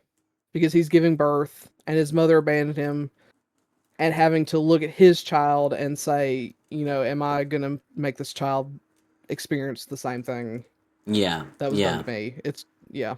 I will say, when you mentioned that there was a little bit of a red flag because he locked him in the apartment, I kind of disagree. Because as someone who, well, I haven't had a kid, but I have taken in people over the years, because I'm the dad friend, and there are some people I've taken in that were a detriment to themselves. And sometimes you need to kind of tighten the leash a little bit and be like, hey, you know what? You're not going to go out drinking until I know you can do it responsibly and safely, that kind of thing. And from that kind of perspective, I saw, was it Hisung? Yeah, Hisung's bottom. Hisung is a fucking idiot. And no 100%. doubt would end up in some horrible situation where he was either like sold into friggin' trafficking or, like something worse. Probably end up dead at the side of the road. So I actually, when that happened, I didn't see that as a red flag at all, because I just saw like all of my old friends that I've taken in over the years that I've had to kind of say, hey, you know what? You're not allowed to go out drinking anymore. Like, that's how I saw it. Because he didn't want him getting hurt, and he knew that if he went out, he would. I think it's only a red flag from Hisung's perspective because he wants to go out. He wants to, leave. And he doesn't see the danger in that because he's so fucking stupid. And it's less the confinement that's the red flag, more the baby trap. Because, yes, Hisung got pregnant during a more consensual moment. There is a moment where Hisung's trying to leave, and Dojin tries to stop him and ends up getting into a rut type situation. Yeah. And then knots him, trying to get him pregnant, so he has no choice but to stay with him. So he tries to baby trap him, and that's the red flag. Yeah. That's the red flag portion. But as much as I love Hisung and Dojin, I gotta give props where props are due. The alpha beta coupling, in the second story, which is, and unfortunately I don't know their names as well as they're the best. Hisu and Dojin, they are so precious. I adore them. Hisu Which one's is a character. the bassist? Which one's the bassist? That's Hisu. Okay. Yeah, He's I liked beta. him. I liked him. What was that other? We were just talking about a series where a character kind of carries. I think that was prior to the stream. We'll get to that in a little while. But he's one of those side characters that really carries. Without him, a lot of the relationship between Hisung and Dojin would have never worked. I agree. I Like, mean, he took in Hisung. He was babysitting that kid a lot. Like, I mean, he is very much a character that carries a story. He's the glue that kind of holds everything together. He's a great character. Yes. And I think it's really cool that they made such a great integral character a beta too. Yes. That is one of the coolest things, that he has so much more agency than so many other beta characters do, because they're just like these usually throwaway background characters. Yeah, NPCs. Yes, he is so integral to the story. A lot of what happens could not happen without him. And then he's given his own side story, which is super powerful, because he goes through a lot of issues with Dojin and Hisung. A lot of things that happen he blames himself for, because if he hadn't have lied to Hisung and told him that Dojin was coming after him and all that kind of stuff, and that they'd gotten rid of the baby and all this dark, horrible stuff to ensure that Hisung leaves the country, they would have probably gotten back together quicker. Yeah. So he feels compelled to punish himself through Dojin's brother, which I think is very interesting. Mm. And that leads into the third couple too, because Dojin's brother was once married to an Omega. Probably The one of the most pretty as fuck. probably one of the most beautiful Omegas I've ever seen in my life. Oh god, yeah, And 100%. the most hated character in the series for me. Yes, 100%. I'm so glad we agree. Yeah, honestly, when I saw that Omega, I was like, ooh, hello, femboy. How you doing? Oh, beautiful. Yeah, Stunning. I would gorgeous. top him right now. Oh yeah, I'd get him pregnant. I'd Oh baby yeah, trap him. beautiful. I'd show my red flags. Oh, 1,000%. And Yeah. what kills me is he ends up with Kyungsoo, one of the sweetest, most puppy dog characters. Yeah. But it's because Kyungsoo is just so good of a person. He's the only one that could ever tolerate Choan. Yeah, 100%. Like it's one of those things where like you're such a piece of shit that you need someone that can like see the good in everything. You know? Just Yes. so that they can see some good in you that no one else can see because they can't tolerate you. You know? Yes. And I do love that Kyungsoo, because the way this story works is that betas don't feel pheromones. There's some stories where they can some pheromones, but in this case they cannot. I love that Choan, because he's dominant, when he uses his pheromones, everyone just kind of gets subdued. yeah. Because Kyungsoo is a beta, he can't sense his pheromones. So Choan tries to dominate him and be an ass like he is with everybody else. And then Kyungsoo's just like, what are you doing? None of that's working. He's like, LMAO, It, what? yeah, and it just pisses Choan off so much more. It's a And it's reality just check. hilarious. It's a reality check. It's like, hey, do you see what you're doing? It's not working. You're gonna have Which to is try what something Choan else. needs, because in the world of top tier alphas and omegas, which is what Choan has grown up with, he's in the upper echelon in the Omegaverse. So he's had all the power all along. He's never been challenged with betas. Betas are, outsiders in this Omegaverse society. Yeah. So when he ends up with Kyungsoo suddenly has all this power that he normally would never have. So it uplifts Kyungsoo as a beta, and then it puts Chowan in his place as a dominant omega. It's just so delicious. I as much as I hate Chowan, and I hate that Kyungsoo has to deal with Chowan, they make so much sense as far as why they're together. Yeah. It's two It's just jigsaw pieces fitting together perfectly. It's two peas in a pod, yes, like a perfect coupling. And I agree. Like I hate Joan 100%, but I would absolutely try the 100 baby challenge with him. You know what I mean? 1,000%, Yeah, yeah. 1,000%. He is absolutely He's the most gorgeous. breedable. Oh yeah, 100%. I saw Yes, him and I was like, God damn, lock in, let's go. God damn. I don't know that I've ever seen any character that's prettier than him ever in any other manhwa. I can't think of anyone off the top of my head that is prettier.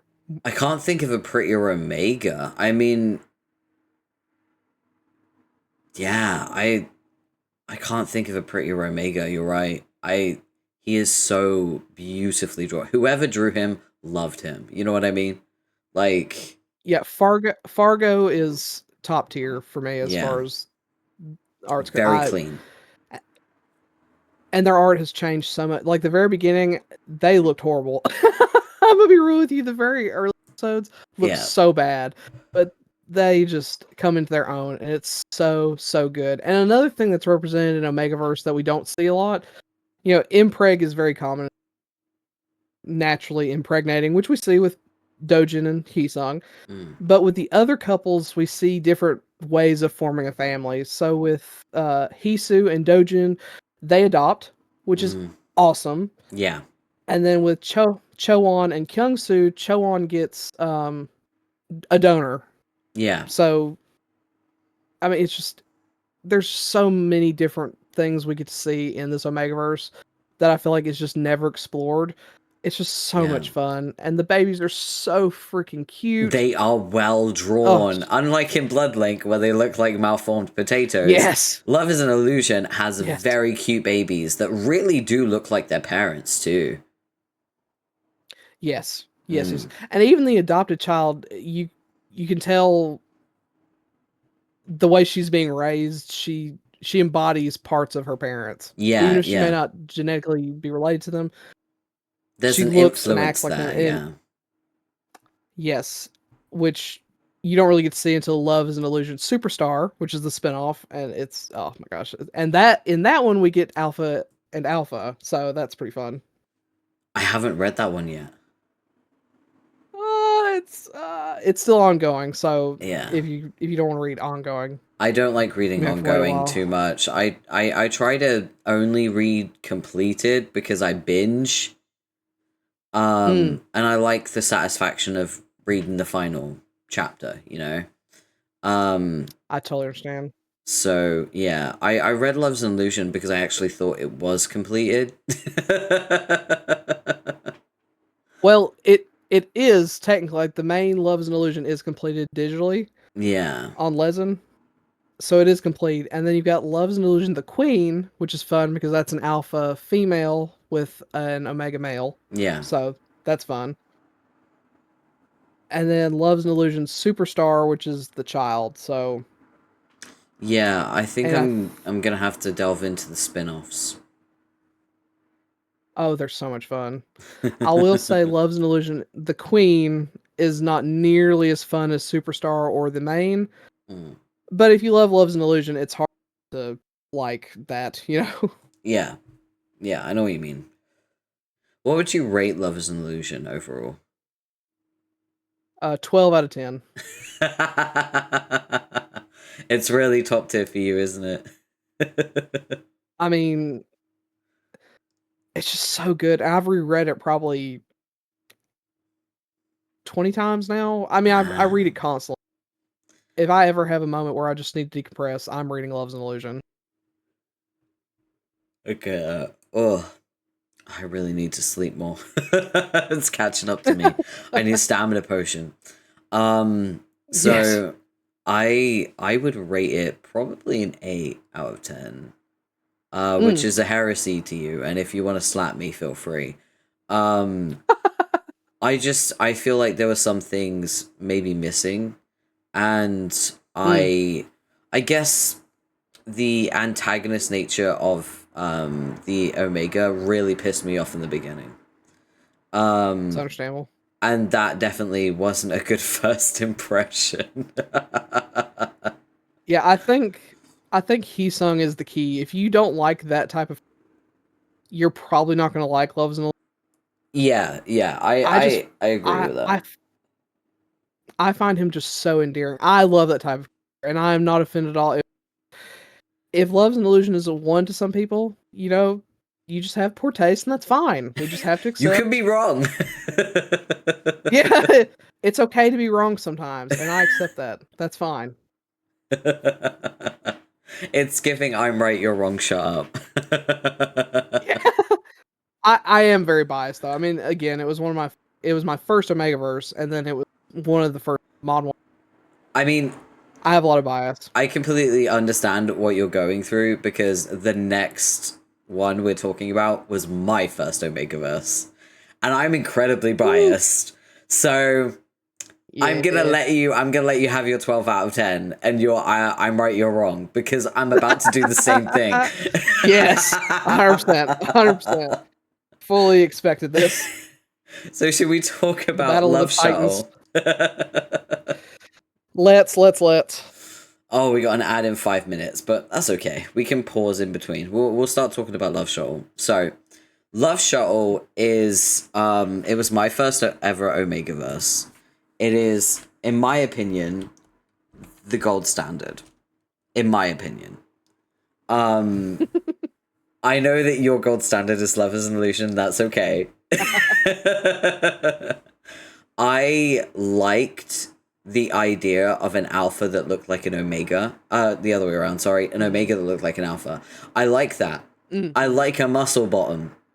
Um, I liked that, like, it didn't change either. He didn't get weaker over time. He was always strong. Mm. He was always, there was always those moments where he was overpowering his alpha. And I liked that. It was refreshing because we're so used to seeing all these weak, feeble, like omegas that are so small and dainty.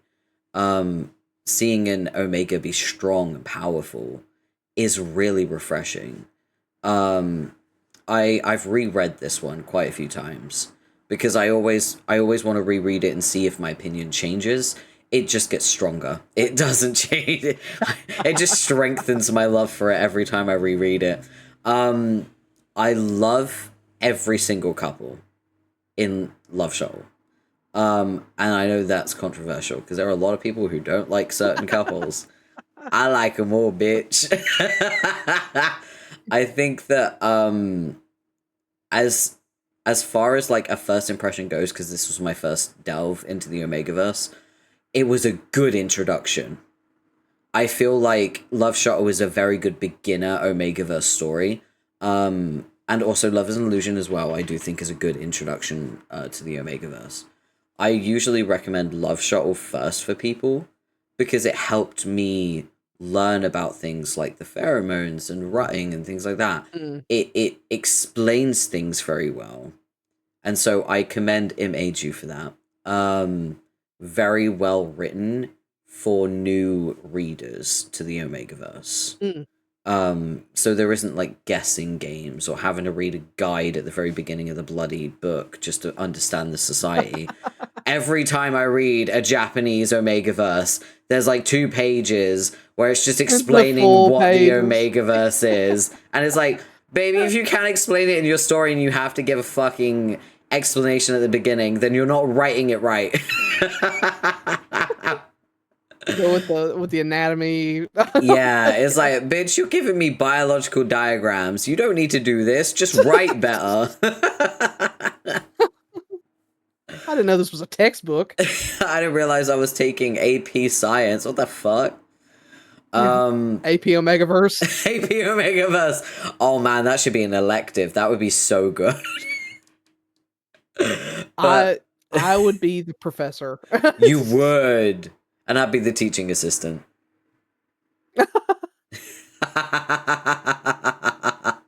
I'd lose my job very quickly. I don't mind a cute college guy. I think we both would. Oh my god. I'll find an Omega in that class. Thank you for being here, Coco. Thank you so much. Oh yeah, thank you. It was nice to meet you. Please go and support Eve if you can. Ah. Yeah, Love Shot was a great introduction for me, and I fell in love with it very quickly. The art style is so unique and so recognizable as well. Yes. It's instantly recognizable. It's like, oh, that's They are one of the most, yeah. 100%. They are one of the most recognizable artists out there. Yeah. What do you think of Love Shuttle then? Because I've rambled. Well, I 100% agree with you that as an intro, it is a. If you had to pick between the two, I think Love Shuttle is probably the easiest to digest. So I 100% agree with you. It's shorter, Yeah. it's much more compact, succinct. You get to the smut much quicker too. So for people who are really I just want to hop in and get some good time. I feel like you get into it really, really fast. While Love Shuttle, the will they, won't they, he sung's very whatever. Yeah. But with Love Shuttle, the art for one, as much as it's super recognizable, I absolutely despise how detailed and clean the faces are with their smudgy bodies. I don't know what the deal is with Aju smudging out the body lines and stuff, and then having very detailed, clean lines. It just makes 0 sense to me. That's so interesting because my criticism is actually the faces. See, I'm the opposite. I think the bodies are. It's not about the detail, it's about how the characters look alike. That's true. Yes. The characters are And you very hard to compare distinguish from each other, and and there's another yes. title by Aju, called "The Words in Your Snare," and the main character in "The Words in Your Snare" Th looks almost identical to fucking Tehan. you could swap them out Yeah, 100%. you could. I And I've seen they panels from "The Words in Your Snare," and I thought it was Love Shuttle because I thought it was Tehan. and what's Oh, there's an crazy to ad. me There's an with ad. words in your There's an ad. oh, shoot. Ad. Ad. Sorry about the ads. Ads. Ads. Sorry about the ads. Ads. Ads. Sorry about the ads. Ads. Sorry Sorry about about the the ads. ads. Ads. Ads. Sorry about the ads. Silly ad song. Now I'm gonna be singing that. Yeah. We've got 30 seconds on the ads. I'm sorry to interrupt you about it. I don't want anyone to miss out on the No, no, no, content. no. I don't want them to either. I want them to hear me complain. Absolutely. Speak your truth, queen. Oh, Roaster. that's all I do. We got 10 seconds I don't left. mean to be negative. No, the thing is, I want to hear your opinions, regardless of whether they're positive or negative, because this is an open discussion. You know what I mean? I want to hear everything. And the ad is over. Right. Welcome back, everyone. Sorry about the ads. Let's continue, shall we? Continue. Yes. But yeah, with Aju, they have got a template down. Like they draw the same man 30,000 times. They switch out a haircut, hair color, eye color, boom. And what Yeah. kills me is words in your snare. If you look at the very last story, the last panels, their art style is completely different. Yeah. Like they switched out from the smudgy lines to something more sketchy, and it's gorgeous. It is Yeah. absolutely beautiful. And that's not to say that Love's an Illusion, Love Shuttle isn't pretty, because there are some beautiful panels. Oh, yeah. Oh, what is the bottom's name? I gotta look at Dojin? Doyen. Doyon. Doyen. Yeah, Doyen. He has some of the prettiest panels across all of Ages, I think. He's gorgeous. His face is probably the most distinct that Aju has drawn, in my opinion. Because he's got like the Tehan shaped face, but his features are bigger. So like I don't know. There's just something about him that's very distinct in comparison to all the others. Yeah. Yeah. It's almost like he's got puppy dog eyes. Yeah. And there's some panels where they kind of look like posed dolls to me. Like they look like dolls that someone has just like set up. It can look kind of awkward and weird to me. But story wise, like you mentioned, I love an Omega that is perceived to be an alpha and who goes through life, feeling like a broken Omega, a broken person, not fully whole, not really sure where to fit in, and then to have to suddenly deal with this sudden manifestation of who he's supposed to be, which is completely counter to who he has been, and having to relearn that. That is just, it's so much fun and so interesting, and that lends itself well to, teaching people about the Omegaverse, because he's having to relearn it too. Yeah, it's like as he's learning how to be an Omega, you're also learning what an Omega is through him and through his discoveries and experiences. Exactly. It's very well done as far as teaching you Omegaverse through Doyen's experience. Yeah. And you mentioned the different couples. Oh boy. I love the main couple. Yeah. Tehan is wonderful. I love Tehan. I love him so much. He's so He's sweet. my favorite alpha. And I love that they fight and argue. That's always so fun. I Yeah. like when they're not perfectly in sync and mesh. It's very realistic, because who actually does fit that perfectly together? Not many people. And the thing is, the arguments are very coupley arguments. They're not like high stakes. 100%. They're not like high stakes, like serious. It's just like couple arguments that happen all the time. And 100%. so it's easy to recover from them, and it doesn't feel like we were dragged through hell and back. It feels like, oh, they had their first fight, that kind of thing, Yes.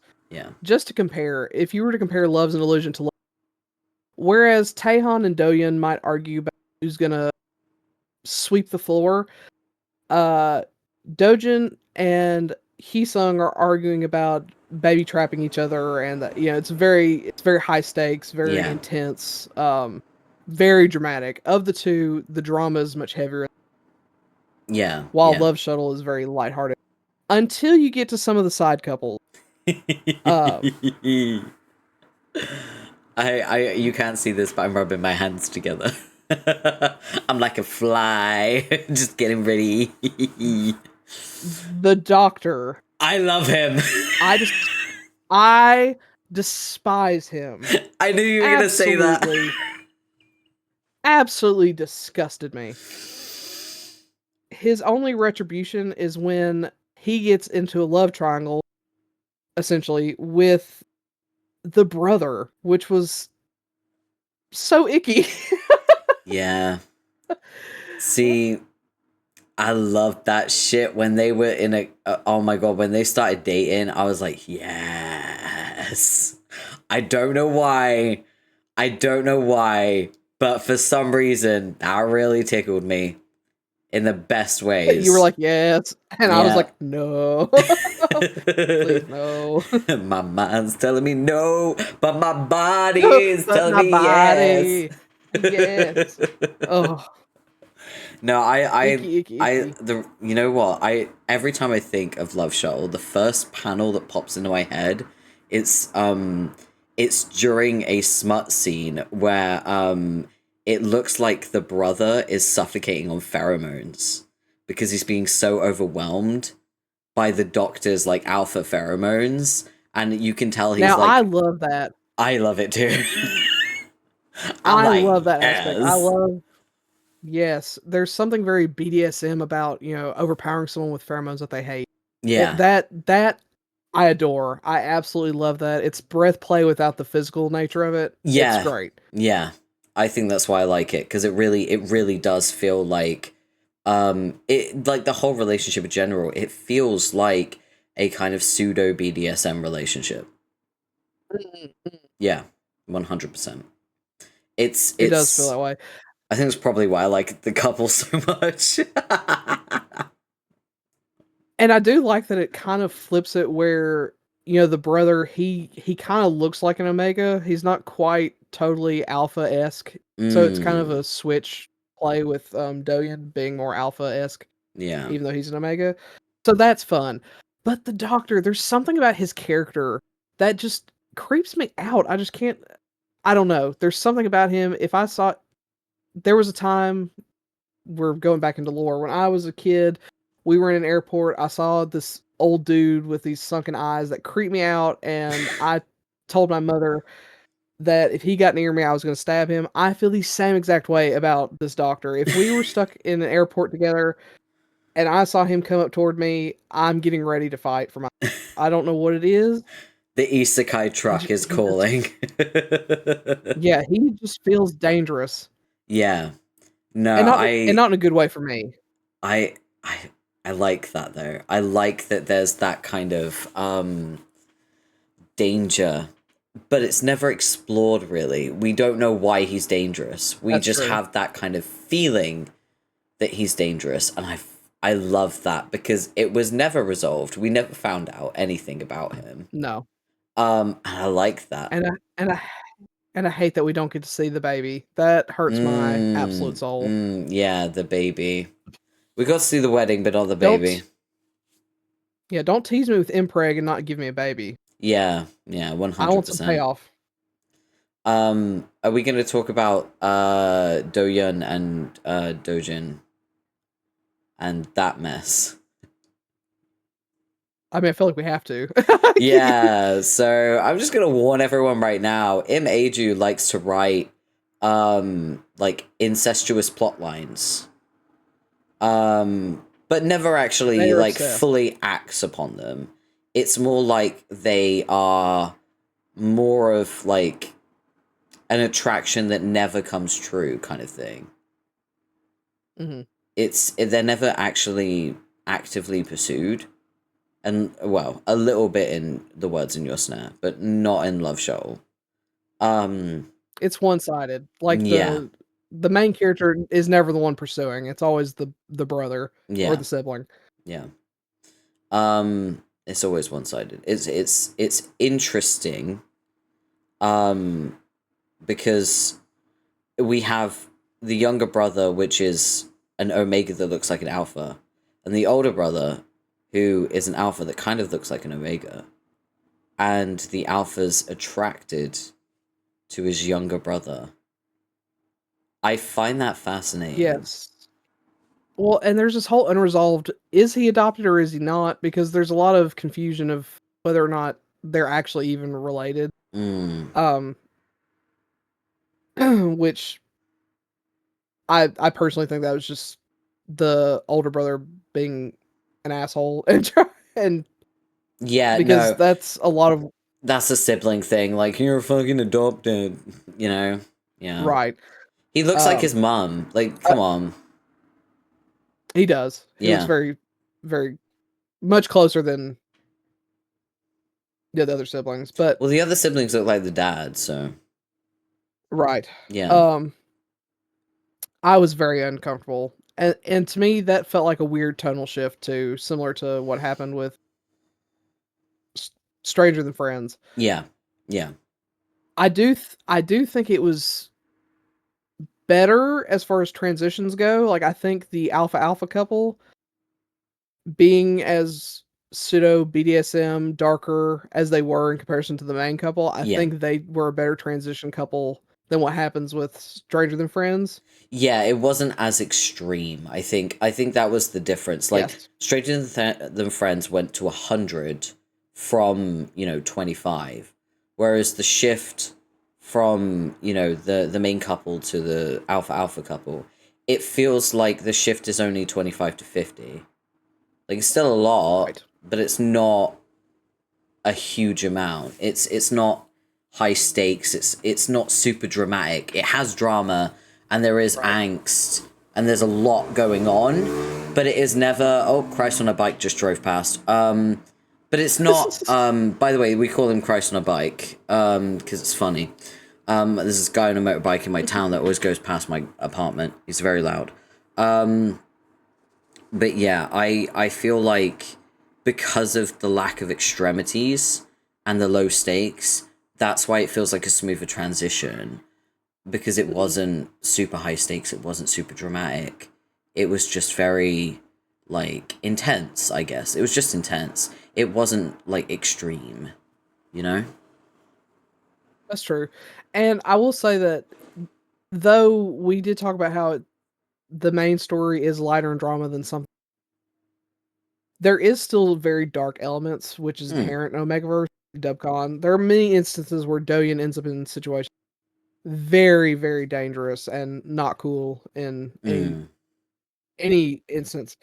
So I think that also lends itself to what we see in later portions. Yeah. Was there a third couple? I can't remember. There was not a third couple, it was just Hmm. adding the brother into the mix. Yeah, I And wasn't sure. I will say I dislike that the alpha alpha couple is in the middle of the main story. Like you get that break in between the main story, Yeah. then you get the alpha alpha, and then back to the main story. I wish they had kind of been self-contained, but at the Yeah. same time, maybe that transition wouldn't have been as presented that way. Yeah, I mean, that was an odd decision, I agree. I feel like it should have been more of a bonus than, Right. like, incorporated in. Mhm. But I liked it. So I love that couple. I love the characters. I love the fucking alpha alpha trope. And I really like an unrequited trope that never pays off, right? Because you have to see that person then move on and kind of Right. watch their gaze shift. And even if it's incestuous, I don't give a fuck. I got incest ships. I don't give a fuck about that. It's not real. It's fake. It's fiction. Who gives a fuck, right? Yes. I am very much in the policy that if it's fictional, no one's getting hurt, so it doesn't matter. So I actually, like, when Image incorporates that like incestuous one-sided attraction, I find it fascinating in the Omegaverse sense, because I wrote a fan fiction, I think it was like 2 years ago, and it was two brothers, and one was an Omega and one was an Alpha, and they actually acted upon their attraction because they were affected by each other's pheromones, and they kind of found themselves losing control because of it. And I'm interested in whether, like, I think his name is Dojin or Dojin. I wonder if he was affected in some way by his Omega brother, or like in some way, because like obviously he was repressed and didn't really give off any pheromones, but he grew up with his brother, so there must have been some kind of residual Omega-ness somewhere that might have affected him. And I like thinking about those things, pondering about them, and wondering like what sparked this attraction, what influenced it, you know, because they're brothers, so they shouldn't be affected by each other, you know, because Omegaverse rules, family pheromones don't affect you, right? But I'm interested in whether that he's an anomaly, you know. Well, and with Omegaverse, because it's presented as something primal, very archaic, animalistic, and if we look at it from the viewpoint of the animal kingdom and nature, there are many animals that don't really care if they're related. It's all about propagating. Yeah, especially wolves. They don't give a fuck. They'll inbreed if they have to. Yes. Yeah. I personally hate incest. That's just me. I don't like it. Of course. That's my thing. I'm not here to yuck anyone's yum. If that's your thing, that's totally cool. Like, same with like how I feel about like really dark BL. I'm not really a fan of it, but you like it, and that's cool. You know what I mean? Yeah, I love non-con. I can recognize it's wrong. I would never want that to happen to someone in real life. It's fiction. No one's getting hurt. But I recognize that. Yeah, it's fiction, exactly.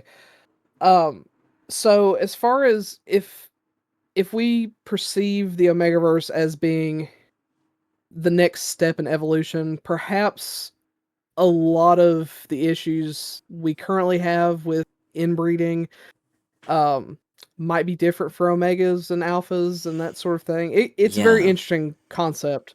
And I've read some Omegaverse manga specifically. Twins will be born, and one will be an Omega, the other being... Oh, you keep cutting out, compelled. By the way. Oh, I'm sorry. I don't know what's going on. Do I sound okay now? You sound okay now, yeah. Every now and then, it's okay. Like 1 or 2 words we miss. But it's okay, because I can, like, fill in the gaps. I'm sorry. No, it's okay. It's Wi-Fi. Wi-Fi is our enemy, remember? Truly. But there are some Omegaverse manga where they're twins, and one's an Omega and one's... I think I've read a couple that have the same similar trope. And, like, they're compelled to be together in one way or another. And it's not even really, in a lot of cases, a protection thing.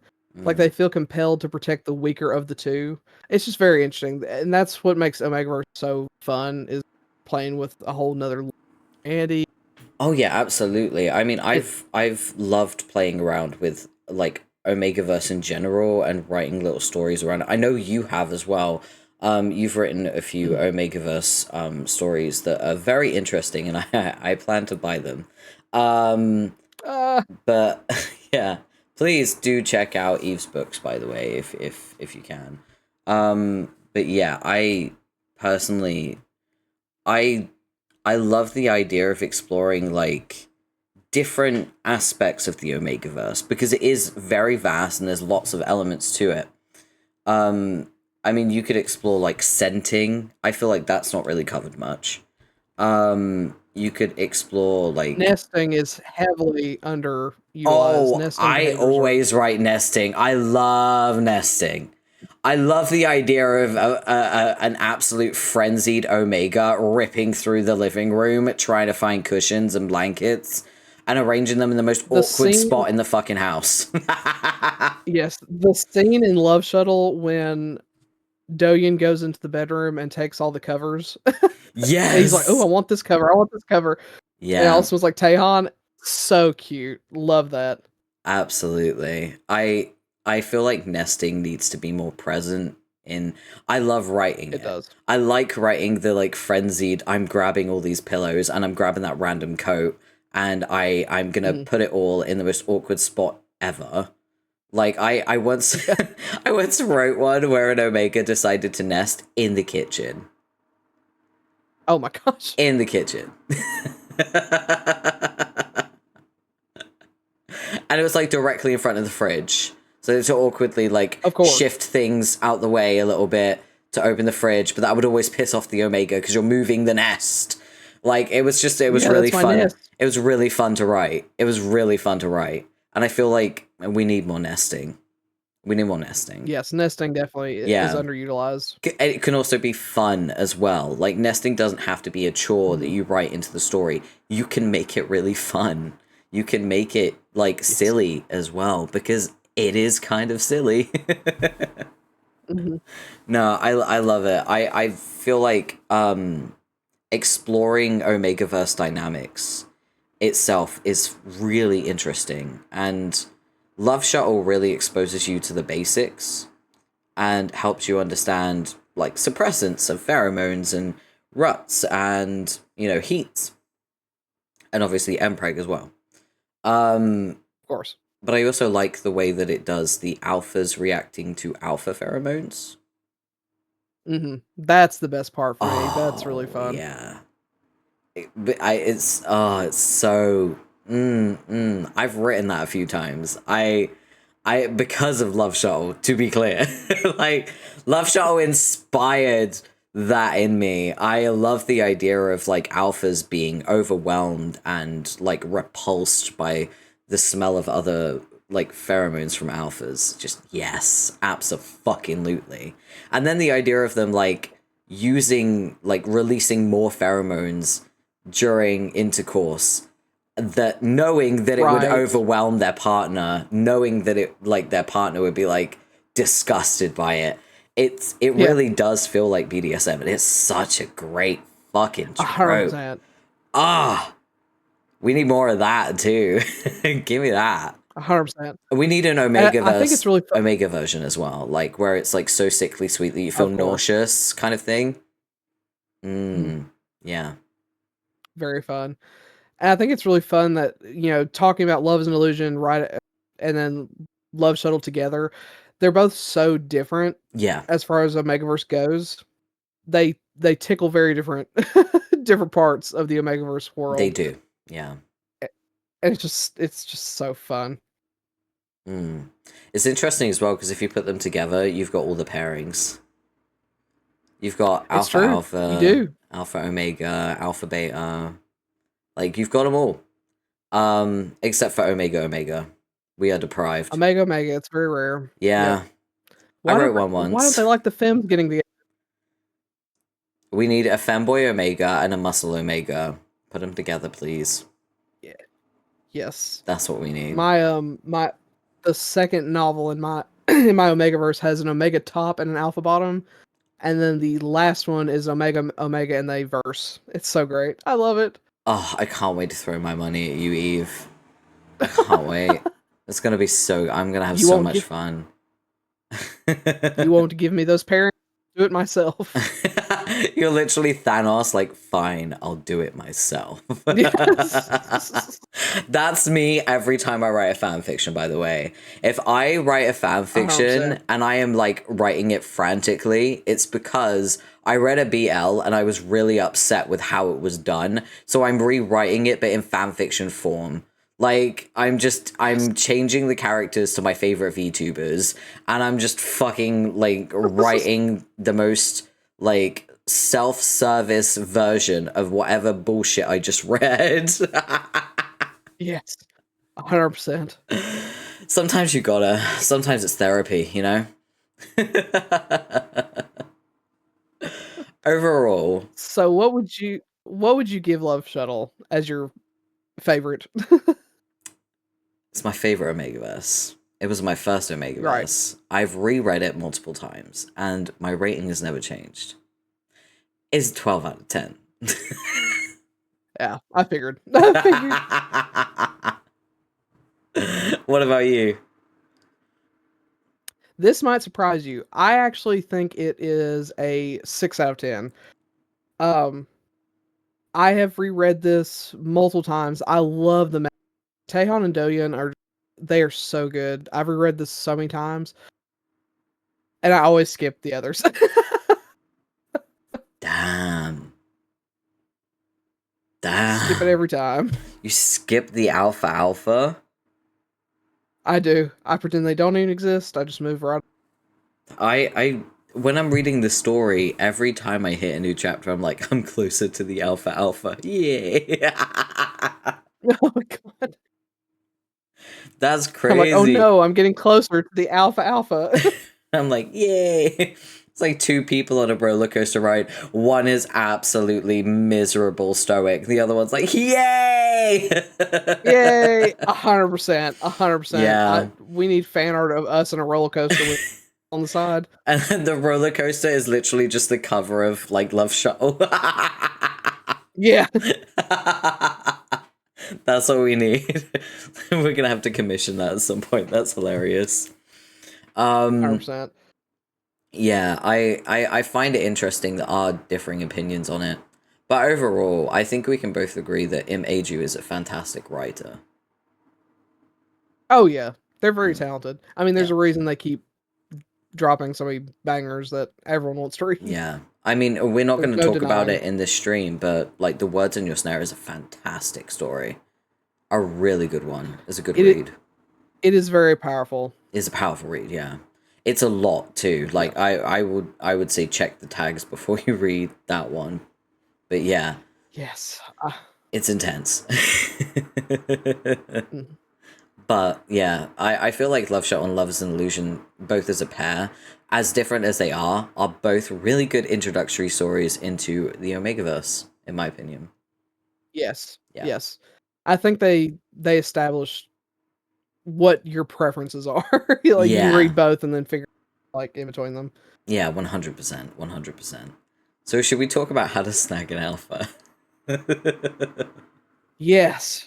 This might be the freshest one on my mind. I saw your review of it online. I I'm interested in your immediate opinion because it's fresh in your mind, so please tell me. Yes, big surprise. I have many feelings. Um, for one, I love the bottom's character Wu Young.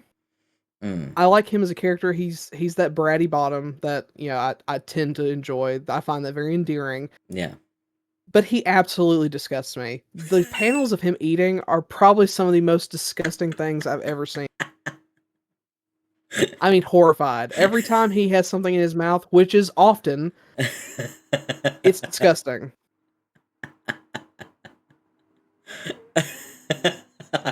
I'm sorry. I Oh my gosh. okay. So oh Christ on the bike just went past again. So here's the thing. The reason why I'm laughing so much is because those panels are highly detailed drawings, by the way. Which is Oh yeah. probably what makes them more disgusting for you. I find them hilarious because I find it reminiscent of like the more jokey meme panels of like following Namsu to the bathhouse or the Devil's Temptation. Like those kind Oh, the of Devil's Temptation. I know, incredible. It's in my top 5. The Devil's Oh, so Temptation is good. fantastic. 100%. Yeah. Yeah, top 3, Oh 100%. yeah, Right up there with Love's incredible. And it's funny too. I unbelievable. so good. Yeah, incredible. I personally feel like the How to Snag an Alpha is very unserious, but Mhm. disguised as serious. You know what I mean? And Oh, I so feel you. there are like brief cracks in that little mask And it's like those panels when you see him eating, where you see, this is ridiculous. This is silly. This guy looks like a pig right now. It's crazy. So those panels, they didn't bother me because I saw through the cracks and I saw, this is silly. This is ridiculous. An artist probably spent more than a day detailing this fucking panel. Because 100%. the eating panels are more there's no detailed. denying it. Yeah, they're very 100%. detailed. There's no denying. Yeah, and it's and just that's like, why they are so horribly disgusting. I find them hilarious. Every time I see them, I'm yeah, that's funny. Oh, they make me sick. I mean, absolutely nauseous. And I think it doesn't help that Woo Young is infantilized. Like, there's a ton of... Yeah. There's so many moments where he's treated like a little baby. And, Yeah. you know... that can be fine, but there's just something about it. It grosses me out. I just cannot stand it. It just... It doesn't help that he is not independent in the slightest as well. Right. And while this is predominantly a comedy, I don't think that's actually intentional. I think it was meant to be more drama heavy than it is. It's just the way that it was set up is just so poorly done. Like, there are moments where, for example, Woo Young is supposed to be kidnapped and taken back to his parents. I mean, we completely skip multiple points between that. He gets kidnapped, and then all of a sudden, Kyungju is heading to the house to, I agree. Beg for the father's approval. I think it was meant to be more serious. It's the just pacing is off. Yeah. I'm with you. Not done correctly. I agree. The pacing is weird, and that was something I really noticed. I will say, I did like this title, but at the same time, I didn't like it enough to ignore its flaws. You know what I mean? And so I agree. Right. The pacing is fucking weird, and there were times where I would have to, like, go back, scroll up, and figure out what the hell was going on, and reread everything to try 100%. and, like, fill in, like, blanks. So it was very poorly structured in that sometimes you were like, how much time has passed? Because from the kidnapping to him being in his home, that's literally like 2 panels. Like, he fucking teleports there. But he ends up spending so long in that home that it's just like, this is filler. This feels like filler. This is crazy. So all of that time could have been explaining how he got there. And it's the same thing with him being taken away to study abroad. Yeah. Like, that happens within 2 panels, and then all of a sudden he's in the middle of classes. It's just like, where are we? What's happening? How long time actually? It's chaotic. It's chaos, the manhwa. Yeah. And that's not to say that it's horrible. I wouldn't say it's like the worst thing in the world. It's just it's just chaos. And I'm sorry, but the baby is ugly. The baby is ugly. I don't like it. I agree. The baby is ugly. Yeah, I agree. It's like a little alien, but I do like that Woo Young, he is a character hardly changes, which is actually, some people might complain that it might be unreal, but I think it's pretty refreshing. It's one of those instances where, similar to how I like when an evil all the way through and doesn't redemption, has some kind of awakening. Woo Young is a bratty, dependent, whatever, selfish all the way through. The scene where he's about to give birth and he tells Kyungju, if they tell you you have to pick between me and the baby, pick me. Loved it. I love that moment. Yeah. It was just so one, it was in line with his character. Of course he would choose himself. Yeah.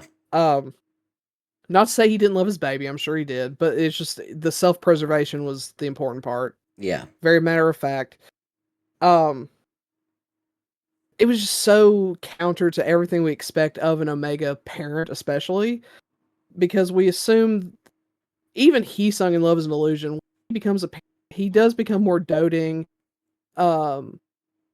more caring, a bit softer around the edges. Wu Young, not at all. He is still Yeah. very selfish. He's still very concerned with himself. And I really like that. I like that he's an Omega. I mean, he grew up being treated like a beta because he was an imperfect recessive Omega, and that carries through. He remains that way even when he manifests as more of a whole Omega. I love that. Yeah. I do like the consistency of his character. Like in the first few like chapters when you meet him, he's very materialistic. He's wearing all these fancy clothes that he didn't buy himself because he has no finances. He uses all of his family's. But like it's interesting that if you then jump to like later on with him and the baby, him and the baby are both adorned in these like designer clothes and fancy jewelry. Yes. Nothing has changed. He is still the same person. He just has a baby now, you know? Yes. So yeah, I agree. The consistency is still there. Yeah. And poor Kyungju is having to raise both of them pretty much. I really did like the top in this one. I found it to be very puppy dog top. You know? Yeah, them trying to backtrack and say, "Oh, he treated him so badly in the beginning," when it was like No. 2 panels of him being kind of standoffish to a stranger. Yeah. That cruelty, red flag, that is not. I don't know who thought that was the case. He's a who green told them that was flag. the case. He's absolutely a green flag. He showed up at that house every Yes. single day with food, with flowers. Like, you wish you had a man in your life that could do that. Let me tell you, they don't exist. Source, I'm a man. No. I know. You know what I mean? Like, I just 100%. like he is absolutely a green flag, and I just realized we have done 3 Omega verses that have green flag alphas in a row. We're fighting the allegations. Oh yeah, we're changing the game, baby. We're proving that there are green flag alphas in Omegaverse. You just have to find them. Yeah, they're out there. I promise. They They're really good are. alphas.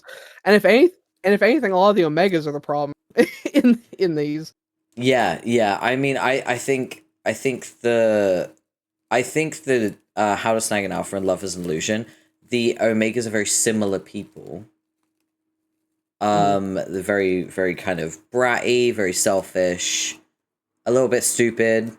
I feel like Doyun he's not stupid. He's just inexperienced and naive. And Naive, that's the perfect term. yeah, I think he's naive because he's still learning and he's still going through things. I wouldn't say he's a red flag Omega.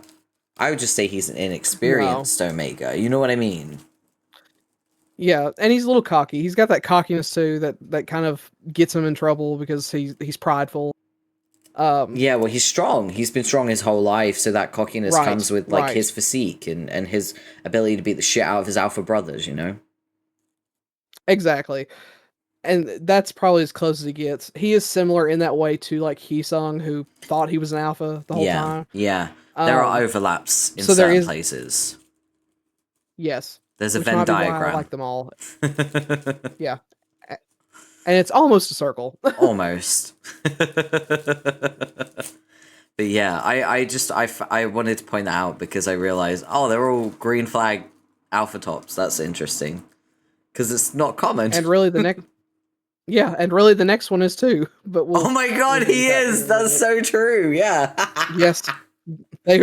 We literally have all green flag alphas. Let's fucking go. We are absolutely destroying those allegations. Yep. I mean, not all alphas. Yeah, not all hashtag not all alphas. I just triggered myself. I don't know how I managed to do that, but I did. Me too. I actually like I think I almost gave myself a hernia when I said that. So yeah. Overall, How to Snag an Alpha, I enjoyed it more than I enjoyed Love is an Illusion. Alright, well, it was nice talking to you. Let me just check my social media. Wait, have you blocked me? No, I think it was more because like with Love is an Illusion, Hye-sung feels kind of stupid to the point where it's like, oh, you're a danger to yourself. You're gonna get yourself killed. You know what I mean? Yes, And 100%. so the arrogance of Hye-sung, it pissed me off because it's like, how do you not see how dangerous you are to Mm-hmm. yourself? Like, how can you not see that? How do you not have that self-awareness? Whereas with How to Snag an Alpha, the Omega, yes, he's stupid.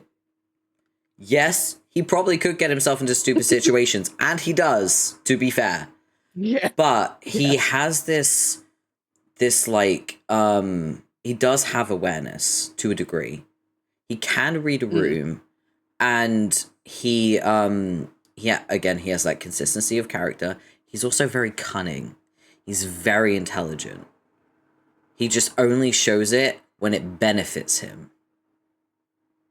I wonder how much that is because he is aware of who he is from the beginning. He knows he's an Omega, while Probably. Hee-sung is just kind of he's completely unaware. Like his lack Mm. of self-awareness is because he was not aware of himself. Yeah, I think that might be the case because like the bottom in How to Snag an Alpha is very like from the beginning, I'm gonna snag a gorgeous alpha and he's gonna buy me everything. Like that's the game plan. And it fucking works, to be fair. the plan Right. the plan And he works. yeah, and he's pissy and stuff because he's forced to pretend he's a beta when he knows he's not. So that kind of emphasizes his, screw you guys, I'm gonna do whatever Yeah. I'm He's tired a of being diva. He's a what diva. And I think yes. that's Yes. why I like him. He's a diva, whereas Hyesung is not a diva. That's the Right. difference. Heesung wants to be a diva. He would Heesung like to wishes be a he was a diva. diva, but he is not. I think Yes. that's the difference. That's probably why I like him, because he's a diva and I love divas. Right. Yep. I Yeah. think that's the core. That's probably why I enjoyed How to Snag an Alpha so much. Like, just clicking my fingers like, yes, diva. Yeah. Yeah. That's probably it. That's, you know what? If you want to write a bratty, stupid Omega and you want me to enjoy it, make him a diva and I will enjoy it. There you go. Problem solved. Meanwhile, if you want me to like a bratty Omega, make him endearingly dumb and and a danger to himself, and I will love him dearly. Literally the meme of Ralph from Simpsons just going, ha, I'm in danger. Yes, yes, yes. Make him Ralph, and I'll love him. I will protect him. Your favorite Omega trope is when they're basically Ralph from The Simpsons. Yes, yes. That's my Omega type. I love you for that. Meanwhile, I'm like, I just want a diva. I love divas. Um, oh boy. How are we gonna rate this? Hmm. What's your rating? I personally would give it a 4. Okay, okay. I mean, it's not a 2, And so that's we're good. right. And that's 2 for the side story with Jeannie and the brother, Oh, yeah, yeah, yeah. and then the historical side story. Yeah, yeah. Um, I completely forgot about the side story. Oh my god. Oh my god, the dominant Omega. Ah, ah. I want him. Um, So good. oh, If yeah. you've ever read there's a manga series. It's in what I call the Catverse. It's not an actual like universe. It's something Mm, that's very particular to this writer. yeah, It's by Sudoko Surasawa. There is a Catman named Grim, yeah. and he looks almost identical to Genie in the side stories, and that immediately endeared Genie because Grim is probably my favorite character across that entire series, and Ooh. Genie is very similar. They're both very cold, aloof characters, um, and very dominant Please Mm. excuse my dogs, by the way. They're very It's okay. excited. They just want to talk about Um, it too. They want their opinions heard. yes, they are just as passionate about BL as I am. They read your books while you're sleeping. Yes, yes, 100%. I find them curled up with my copies of Love is an Illusion all the time. At least they got good Um, taste. exactly. I train them well. Mm. But yeah, it's just Genie is just so great. I I love loved him as a character. I loved the kind of reveal as well because it did feel like a reveal. Because at first it was just an NPC that was just a sort of detective guy helping like find things and get connections and information, and then it was suddenly revealed, oh, this is a dominant Omega that's like Yes. very independent, very powerful, and is important to the story. My only gripe is that we didn't get enough time. I wanted more. Yes, 100%. Yeah, I personally would swap them. I think yeah, them I as the agree. main couple would have been so much stronger than Woo Young and Kyungju, personally. Puppy Dog Alpha obsessed with, the aloof, stoic, jaded, like dominant Omega. Yes. Yes. Ah, give me more. In the words of Britney So Spears. so good. Ah, Yes, give me more. exactly. Like, So good. Yeah, very yeah. underutilized. I also like I remember seeing the panels where they were in the police station and the guys who like tried to fuck with him were beaten the fuck Yes. up. And they were like, it's hard to So believe an good. Omega could do this. And he's like, I'm a dominant Omega. Yes. I was like, yeah, you So are. good. Oh, I love him. I would husband him so Yeah, fast. Genie's great. Oh my 100%. god. Yeah. And I like the historical bonus. I think Woo Young and Kyungju actually better in the historical one. But Woo Young is so different in the historical narrative. But anyway, the extras are Yeah, great. this The extras for the the historical spin-off was actually kind of a nice refresher. It was like a little mint at the end of a meal, you mhm, know what I mean? It was it was mhm. kind of nice because I don't normally read historical manhwas. I don't really like them. They don't Oh interest me. wow. I tried to read Painter of the Oh, there's Night. some good ones. I got like 5 Oh chapters in no. and just I was like, this is too much. This is why people are dying. I don't like this. Painter of the Night is good, don't get me wrong. I love Painter of the Night. There's a reason it has the gravitas it does. Mm. Um, but there are some I think that are far superior to Painter of the Nights. Yeah. Well, But that's just me. that's my only exposure to like historical manhwa is Painter of the Night. And Ooh. I tried to read it, couldn't, stopped at like chapter 5. I was like, no, I'm done. Not for me. Oh, there's some good ones. I Yeah, may send you a list. you're gonna have to. I would like a Yep, more just structured try. list to get through because I just tap randomly. I see a title and I'm like, okay. I don't have any structure. I tell people I have a reading list. I'm lying. I don't. I just see a title and click it. If you've recommended me any BL in the past, I have forgotten it. It is lost to the ether of my mind. I just randomly scroll through the Yowie tag and click. That is it. That is how I Well, read. well, you can find some good gems that way. Nothing Yeah, wrong I with that. mean, I have found some really nice like out there stories that I feel like if recommended to me, I'd probably avoid maybe. I'm also just not Right. good at receiving recommendations because I have pathological demand avoidance. So when Mhm. people say you should read this, my brain is like, don't tell me what to do. I'm not going to do that.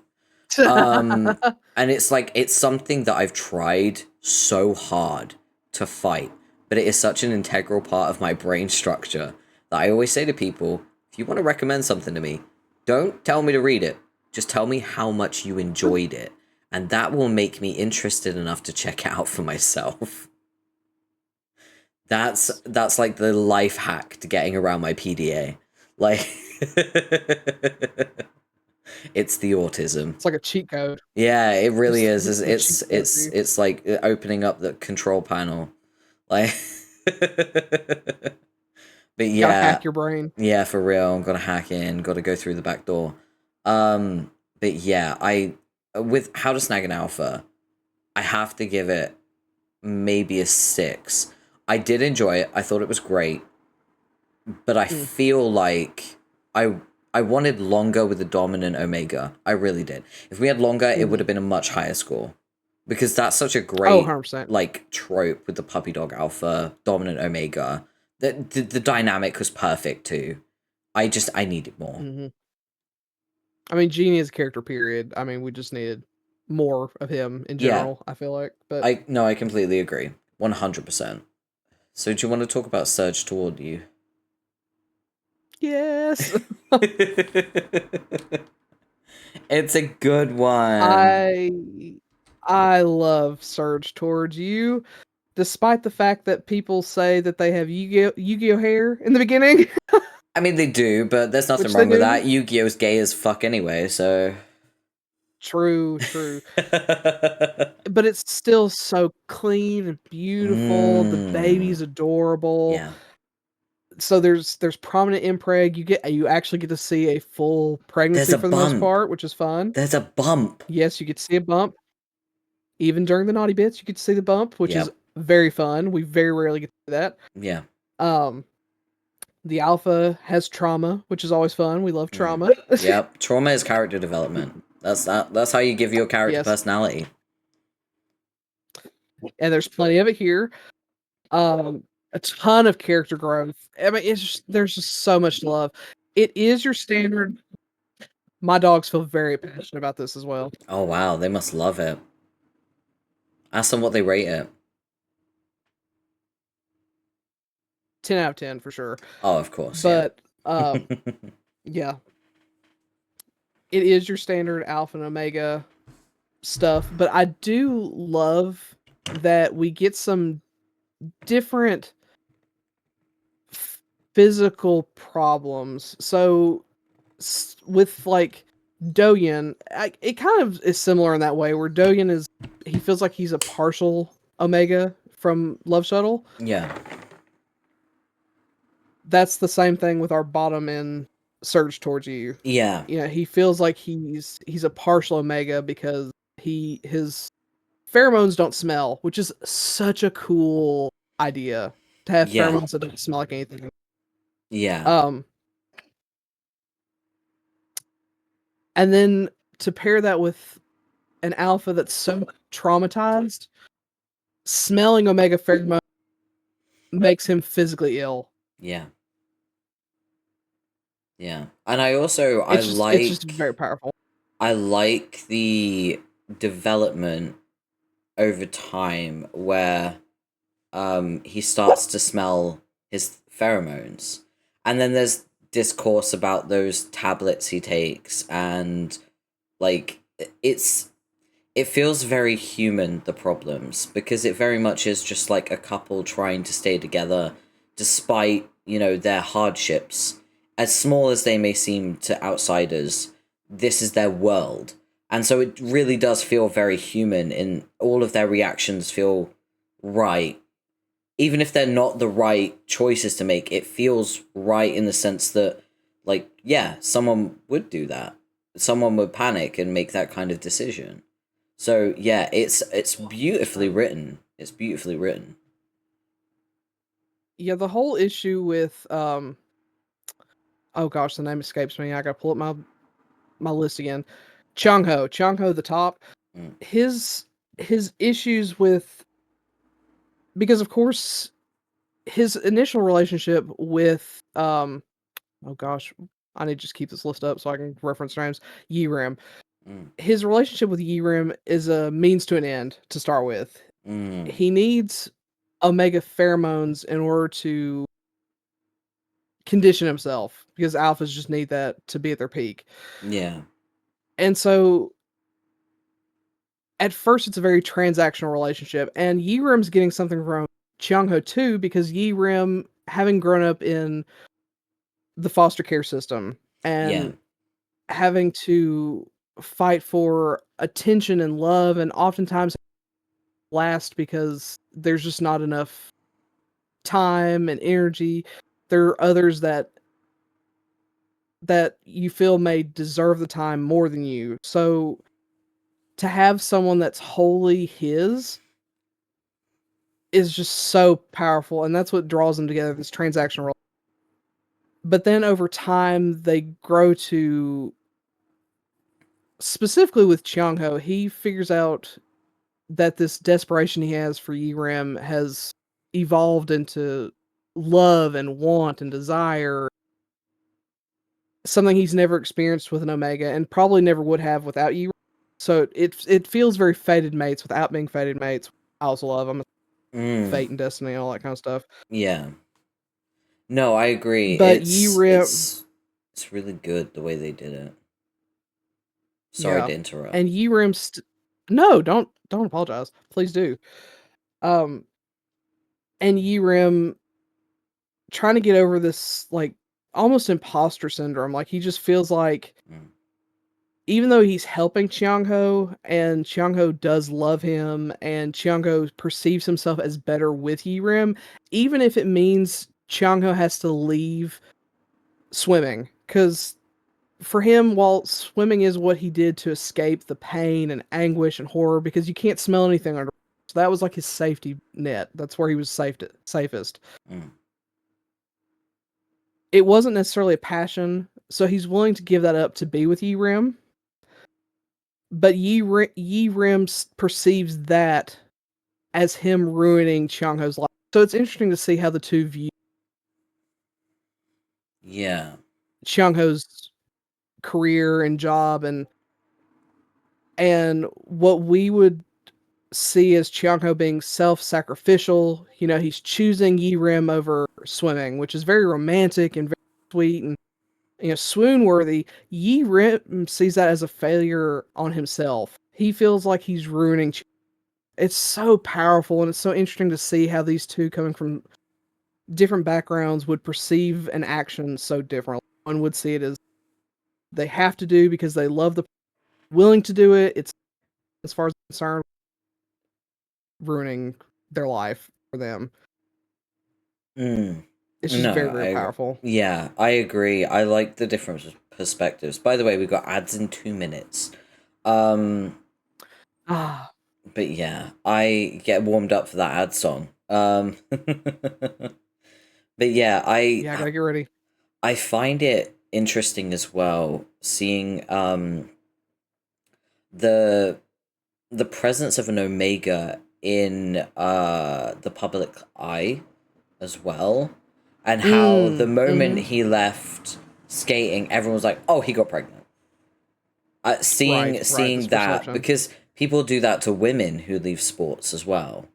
Like if a woman leaves sports, they immediately go, "Oh, she must be pregnant. She must have a baby." Like they do that immediately. So it was really nice to see that parallel of like real life to Omegaverse, just immediately assuming, "Oh, you must be pregnant." Of course, you know. I found that quite powerful, personally. Yeah. And I do like how they don't shy away from it, because in the end, while he didn't necessarily leave because he was pregnant, he ultimately would have had to anyway, because he does end up being pregnant, of course. Yeah. But then he comes back. This whole, like, just because you become a parent does not mean your life stops, your career stops. Yeah. They do really good. They do really good co-parenting as well, I want to say. Oh, yes. They do really good co-parenting. And there is also an issue with the baby not liking the Omega at first. Isn't it? Mm-hmm. Yeah. And yes, I feel like that was a very good kind of almost visual representation of the, I guess, anxiety that the bottom has around just parenting in general, and also his relationship. I feel like it was a good way to kind of convey that through how the baby reacted to his touch. You know? Right. And a lot of it was focused on Chiang-Ho, because it started that whole issue with Yeho the baby, and Yrim started because Yrim had to go to the hospital for a period of time, so he was away from the. And a lot of the main story dealt with Yrim leaving. Like Yrim always chose to leave because he felt like he was the problem in Chiangho's life. And so Chiangho ends up developing this anxiety around being distant from Yrim because he assumes Yrim's going to leave, that something's going to happen and Yrim's take off for one reason. Yeah, yeah. Chiangho's anxiety is over. Chiangho's anxiety is like connected to Yrim's anxiety. He assumes that Yrim is still that fearful, scared, self-conscious. Oh, yeah. Ads. Sorry about the ads. Got the ads. Ads. Sorry about the ads. Sorry about the ads. Every time. I think I'm going to reduce the length of my ads to 30 seconds instead of a minute. But I feel like 1 minute of ads every hour isn't that bad. No, it doesn't feel... I mean, it doesn't feel long to me, but of course we're the ones talking. I don't know how yeah, of course. necessarily feels watching. But, you know, Twitch has a way of, like, stacking tiny ads into, you know, like, it could be a minute, but you could end up watching, like, 8 fucking ads, because some of their ads are, like, 6 seconds long. Right. Like, treating their ads like it's Vine. And that probably feels like exponentially longer because you're watching, like, 12 in a row. Yeah, 100%. Sorry about the ads, everyone. Welcome back. So, what were you saying before the ad? Yeah, so Chiangho's, his fears and his anxiety is intrinsically connected to Yrim. So he forever perceives Yrim as this hurt, damaged, scared, self-deprecating Omega. And so that anxiety through his pheromones affect their baby, so Yeho doesn't feel like he can trust Yrim. He's expecting Yrim to run away. So it takes Chiangho realizing that Yrim stay. Yrim isn't going anywhere. This is his family. He's chosen Chiangho. He's chosen Yeho, despite what he might perceive as being selfish, what he might perceive as being detrimental. He chooses to be with the family, and it's once Chiangho accepts that, becomes comfortable within himself and his relationship with Yirim, that Yeho finally feels like it's safe to connect with Yirim again. It's very powerful. The way they use pheromones and like the feelings and things that can come through and affect others around them is very powerful, I think. Yeah. I'm very much a fan of, like, being able to detect emotions through pheromones. And I feel like not enough people lean into that, because that is kind of how pheromones work. You know? So I feel like it should be leaned into. It shouldn't just be an extra scent, like a perfume. It really should convey... Like, if I was an alpha, I would want to be able to detect anxiety within my omega. And that's how pheromones work in nature. Pheromones send signals. Similarly, as an alpha, I would want to be able to sense if another alpha is being threatened. Yeah. Violent or what have you. You know, it's a defense mechanism as well as tool to lure and seduce and that type of thing. Yeah, it's not just for making omegas horny. Which is fine. We love that too. Yeah, we do. There is nothing I love more than watching a defiant, bratty Omega be so overwhelmed by pheromones that he becomes a completely different person. I love that shit. It's so good. So good. But I also want to see 100%. more pheromone mechanics in general, because there's a lot you can do with them. That's why I did an entire fic based on scenting, because I thought it was fascinating. But yeah, I absolutely love the interesting, like, dynamic of this couple. You know what I am gonna say? The biker. Yes. He can get it. I'm just gonna say yes. Yes. He can get it. Yes. He can get it 1,000 times. Yes. I don't care if he's an alpha, I'll get him Yes. pregnant. Yes. Yes. Yes.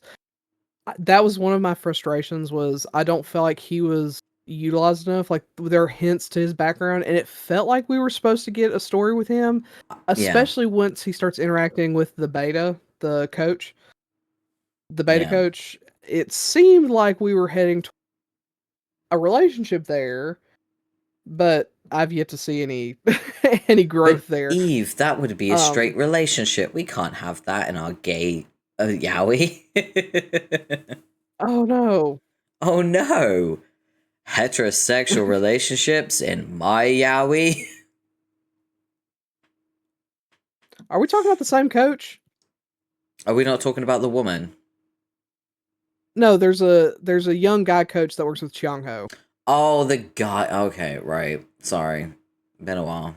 No, no, no, all good. I was trying to parse it in my head. I was like, we Yeah, talking? I Am I thought you were forgetting talking something? about the woman. You know who I'm talking about, the woman at the ice rink. She's always there. Right. Yes, the ice rink. Yeah, I thought we were talking about her. I do ish. Yeah, I ship her with the older dude coach. We'll say that. Oh, Chiang. yeah. Yeah, okay. Yeah. Yeah, No, but as far as the biker, he should be with the younger beta dude. I agree. Yeah. That would be a better matchup. Yeah. Yeah. Which there's a chance because the way it did end with a to be continued in the last side story. So It did. who Yeah. knows? We may see more. Hope we do. I want that biker. I want to see him naked. Me too. And the historical side stories Mm, are so good. yeah. I will say the historical side story for this one was actually my favorite that I have ever seen. I've only seen like that one and the How to Snag an Alpha one. So good. I thought this historical side story was so good, and I didn't know it was coming. It was very like out of nowhere for me because I just click. Right. I don't. I just click on shit. I don't research. Who does that? I just clicked it, right? Because it was part of the story, so I clicked it, and I was like, oh, Right. I see. We're in the past now. Okay. I will say, I don't know much about historical, like, manhwas and stuff like that. I really, really fucking enjoyed the historical side story for this one. I thought it was well structured, well paced. It just worked. It felt right. It is so good. Them romping in the woods. Mm. Yeah. Oh, and all the bite marks on his neck and just the bruising. Yes. Oh, oh, Yes. It felt feral. don't even. It felt Oh, truly don't even feral. get me started. Oh my gosh, I've reread those side stories. I couldn't tell you how many. Which I've reread this in general, probably the Mm. same amount. Wow. Oh, so good. Yeah, it's a very, very good one. What would you rate it? Mm. I can't choose between 8 and 9. I'm gonna say 8.5. 8.5. Okay. I also really enjoyed this one. I'm gonna give it an 8. Because it was a well paced story. Like I don't really have many criticisms Yes. for it, except I want more Biker Man because he's hot as fuck. Yes. 100%. Yeah, 100%. for We real. agree. Yes. We have 3 more to go. Oh my goodness. And look at the lineup. Oh boy. There's a clear pattern here. Yeah. Yeah. So One is not like the others in this. one of these things is not like the other. So let's talk about my Suha. Oh boy. Yes, my Suha. Um, I gotta talk about art. Yep. They look like bobbleheads a little bit. We've got huge heads on little tiny necks, Yeah. which is not horrible. It's not the worst thing. Mm. Yowie hands. I love. Uh, gross. There are yaoi hands in this one. There are. But I love that Suha has under eye bags. I don't know why that detail is Yeah. so fun to me. It makes sense. It's very Dude different. barely sleeps. Yes. Yes, indeed. The tops in this. Oh boy. So you remember how we went through 4 in a row of green flag tops? Welcome to Red Flag Central. We Next are not stop beating these nowhere. allegations. No, next stop nowhere because the doors are locked. You're not leaving. Yeah. You are in the Oh. jail. The call is coming from inside the jail. It really is. Oh boy. So yeah, we got some it's light yandere, I would say. It's very light yandere. It like toys with the idea of being yandere. Yes. I wouldn't describe it Yes. as full blown yandere. No. But the obsession and the controlling, that's very present. I would say that his ex, Mr. Tampon Head, as I call him, he is much more of a yandere in the sense that he's very selfish. He doesn't actually care about Suha. He's very abusive. He's very self-indulgent. He sees Suha as an object or a prize rather than an actual person. I would say that he is definitely more yandere leaning because of his obsession. Yes. I would say he'd be willing to kill Suha if it meant Oh yeah. no one else could have him. Yeah, definitely. I genuinely believe that he probably would. Yeah. Yeah, 100%. And maybe not even because he's obsessed with him, but maybe just as a pride thing. Because honestly, his pride is what his detriment is ultimately. Yeah, I think Tampon Head's pride is also his downfall. 100%. He's just the worst. He honestly, like, I don't think I've hated a character instantly more than him. And he has no redemption, by the way. None. And I'm glad. No, he does go through a punishment arc though. Oh, yes! With the bar owner. Yeah, Suha's best friend. Which I like. I personally really loved. Mm. And I love that they don't end up together. Yeah, me too. It would have been very easy just to be like, oh, and you know, he regrets it, and now they love each other, and Nah, you know, I don't now want the that. now the best friend has to bring over the ex around Suha, even though he was a complete monster, and yeah. Thankfully, we don't have that. He gets punished. They have a lot of good romps, and then they go their separate ways. I can I just say this contains one of my favorite tropes, which is you fucked me in the ass and now I can't come. Oh my god. I love that trope so much. It's so ridiculous 100%. and silly, but I love it so much. 100%. That I like you screwed me so good that now I can only orgasm that way is so funny to me. Like it's my favorite trope, as silly as it is, and I love that it happened to Tampon Head. Best decision. Yes. If anyone deserved it, yeah, yes. Yeah, it's like you have tortured bottoms most of your adult life, and now I have conditioned your body into being a bottom. You're fucked. Literally. Yeah. Literally. Yeah. Oh man. You're welcome. It's so it's great. Can we talk about the bartender? Of course. He's so hot. I love him. Oh yeah. I love him so much. There was part of me that hoped that maybe he would swoop in and save Suha in some. Yeah, he did a few times Because Yeah, sure. Yeah. But not as a romantic rival. I was hoping he'd be a bit more romantic rival. In the Oh. end, I'm glad he wasn't because then we wouldn't have gotten what. But there was some part of me that was hoping that maybe he would come in as a because right now with the X, the main top is kind of the savior character while also being a villain, and I was hoping that the bartender would come in and just be the pure savior, come in and save the day. Pure of heart kind of knight. Yeah. Right, right. Yeah. And then of course the inevitable is Suha's like, well, yeah, you're great, but not the one I want, and then Yeah. whatever, the inevitable. Um,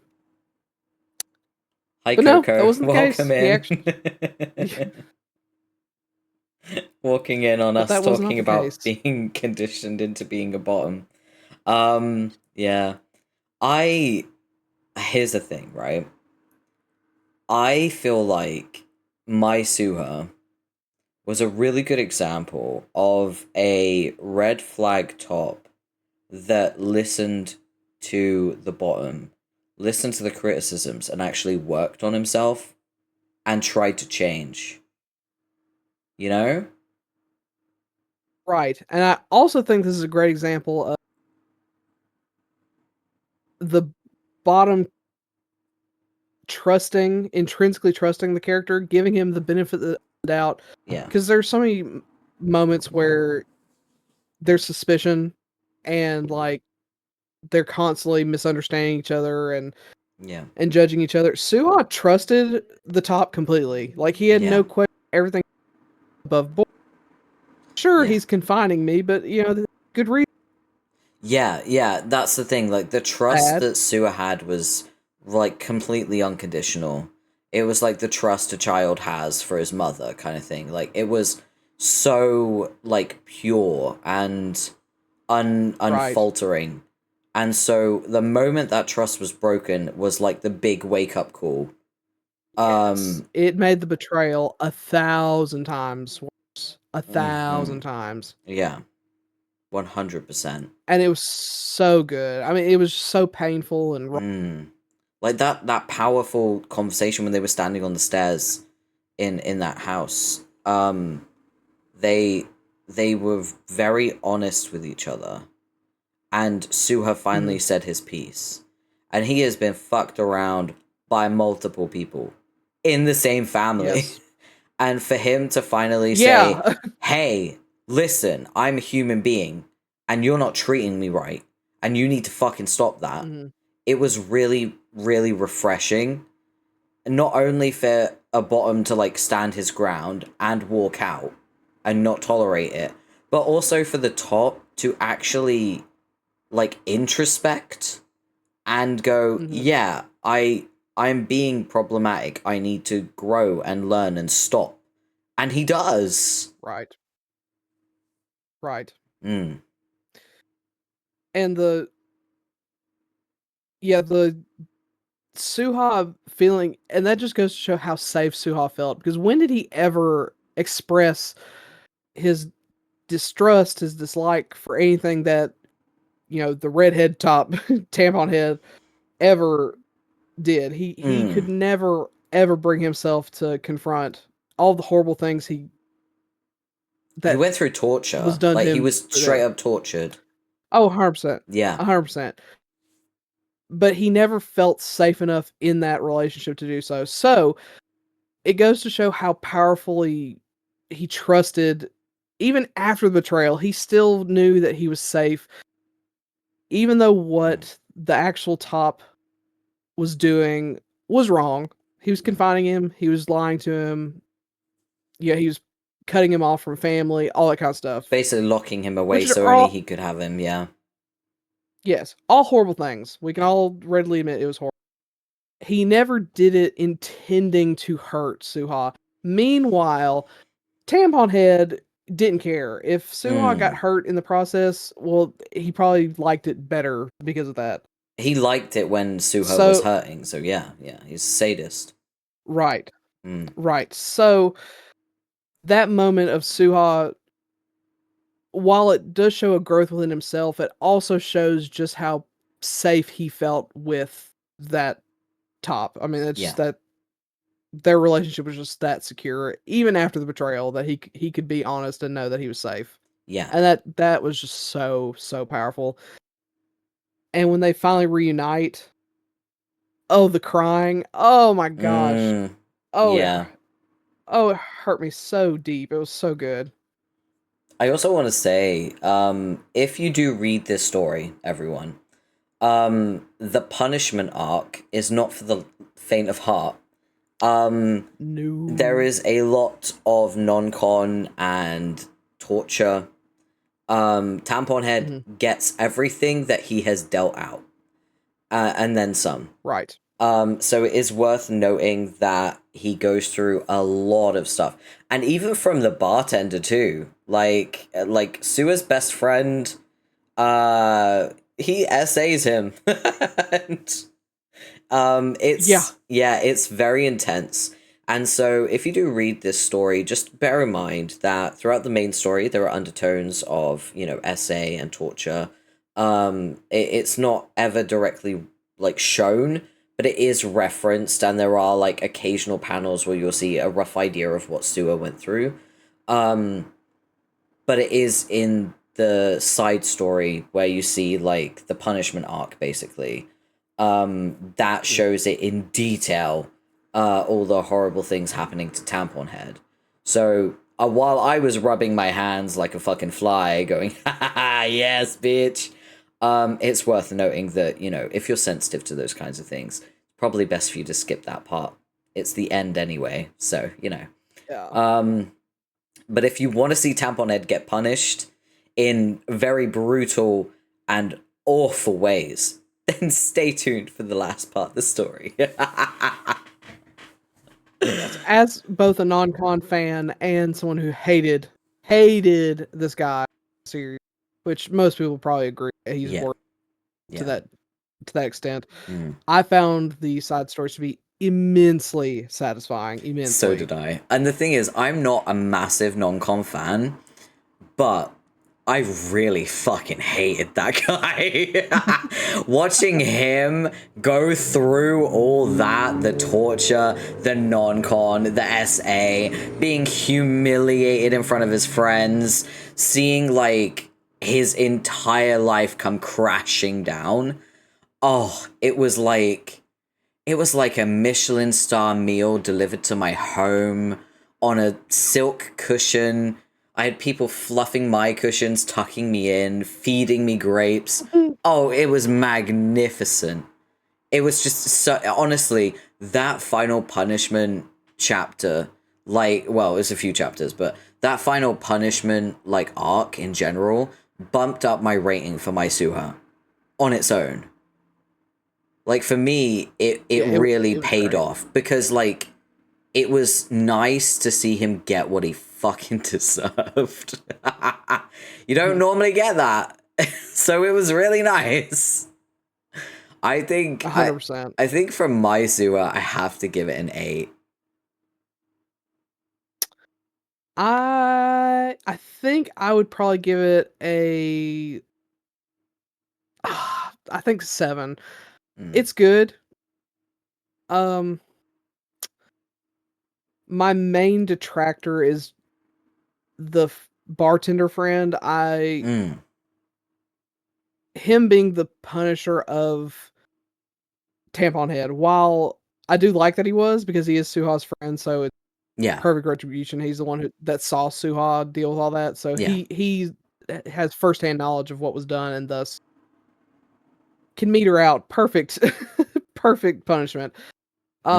He never gave off that sadistic, cruel type person, so that to me kind of felt out of character. I liked it though. But otherwise it was good. I liked the surprise. I mean, I enjoyed the surprise sadism was like, oh, you had a secret. You know what I mean? Right. Make sure you hydrate. I just would have liked to have seen more hints. Oh, thank you. I just think I would have liked to have seen more hints personally. That's just me. Yeah, I get you. Even if it was just maybe some BDSM gear in the background of a panel or something. just to sort of hint like, Right. oh, that's what he's into. He's into like, freaky stuff. Um, Mm. but yeah, I personally I enjoyed my Suha. And the punishment arc definitely was like the most satisfying end for me personally. That was the big win for sure. Yeah, it really was. It was the best decision that the author could have made, honestly. So I didn't even. I'm so silly. I didn't do that. So yeah. But yeah, I think it's time for us to yap about probably one of the greatest manhwas to ever exist. 100%. Um, 100%. I think it's time to talk about Love So Pure. Oh my gosh. There's so much to say about this. Mm. Oh boy. I I guess to start with, since we've brought up art pretty much every time at the very beginning, Mm. the transition of the style. Yeah. If you look at season 1, the very first season, and compare it to the last, they look night and day. I wouldn't even Yeah. say that they even look like they're the manhwa. It's Mm. crazy how much changed. The beginning has very thin lines. It's almost dull in its coloring, very flat. And then by the end, you have these thick, heavy outlines, super colorful. And while that is technically inconsistent, and I would most people would probably assume I would not like that, I think that growth in art actually aligns itself perfectly with the narrative itself. I agree completely. 100%. I was just thinking that. 'Cause our main character, oh, what's his name? Jihyun. Jihyun. Yeah. Yeah, Jihyun, He's on my wall in my he background. his life feels dulled. He goes through life Yeah. desperately trying to seek companionship, physical companionship specifically, Yeah. to run away from He the has traumatic. psoriasis. He has psoriasis. So, for those who don't Yeah, know, so psoriasis is a clinical condition that is formerly known as a sex addiction, but it is a psychological compulsion to have sex. Basically, that's what psoriasis is. It's a male aligned condition. The female version would be nymphomania. Which is more commonly known because, of course, shaming women for being sexually active is more common in society, yeah, Yeah.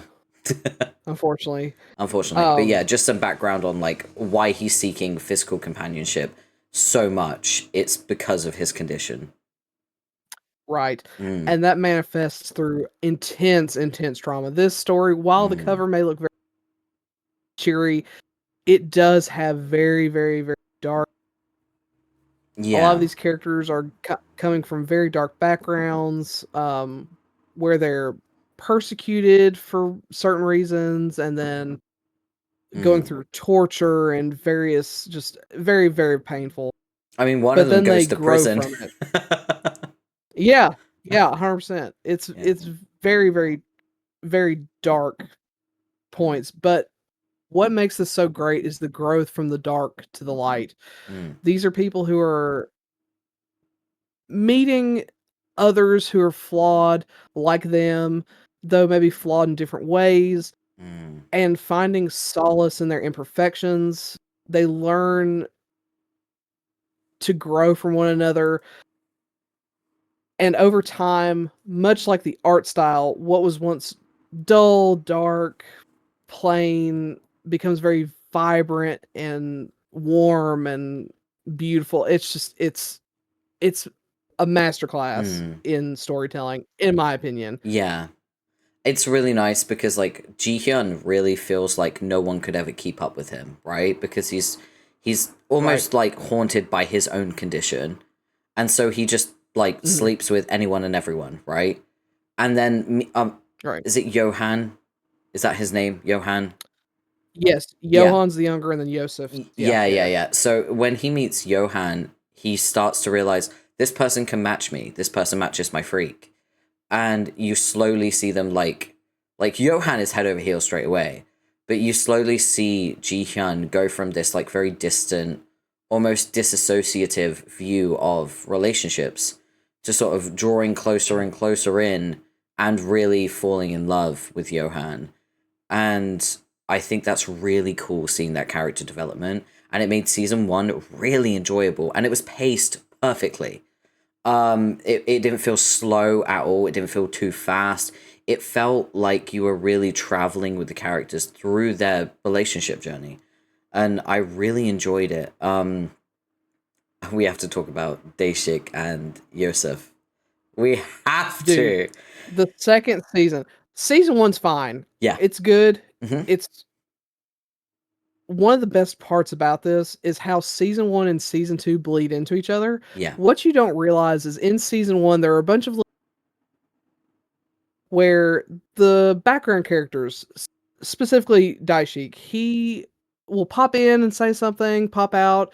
You see him kind of come in and sometimes help out, bring the main couple together. What you don't realize is the whole time he's Johan, Yosef. They end up running into each other. You just cut out. Oh, did I? Yeah, half that sentence went. It's gone. We can't find it. It's lost to the ether. But you were saying like Daeshik the entire time was like visiting Yosef and slowly ended up in a relationship with him. Yes. So over time, for Daishik, while Ji-hyun knows who he is, right? The main character in the season 1, he knows who he is. He's learning to grow from his situation. Daishik, however, he's trying to figure out who he is. So while Ji-hyun's goal is growing into who he is and bettering himself, Daishik is trying to find what he's supposed to be, who he's supposed to be, and exploring his sexuality mainly. Yeah. Which inadvertently leads him in falling into the arms of Yosef. Oh, Yosef. Season 1 is great. Season 2, for me personally, is peak. Yes. Daishik and Yosef, they are the best couple in the world. Absolutely. I love it.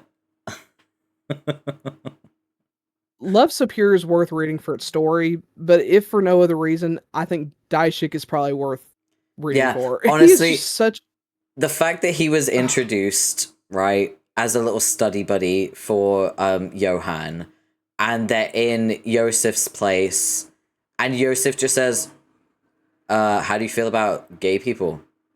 And Daeshik's first immediate reaction to that is, well, I don't really agree with it. I don't like that. And then and then Yosef's like, well, I'm gay, so get out of my apartment. So good.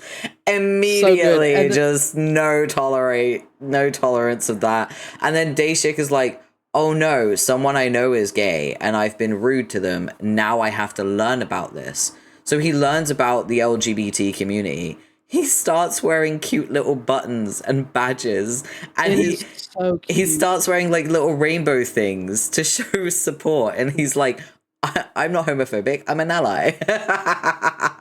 He becomes that. And then he character. goes from being and then he goes from being an ally to realizing, well, maybe I'm part of this community, actually.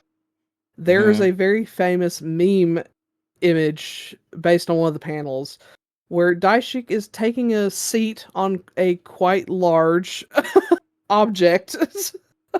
I love that so much. You know, you're going to love this. I had an idea because listen, I'm going to talk about my Christmas tree, okay?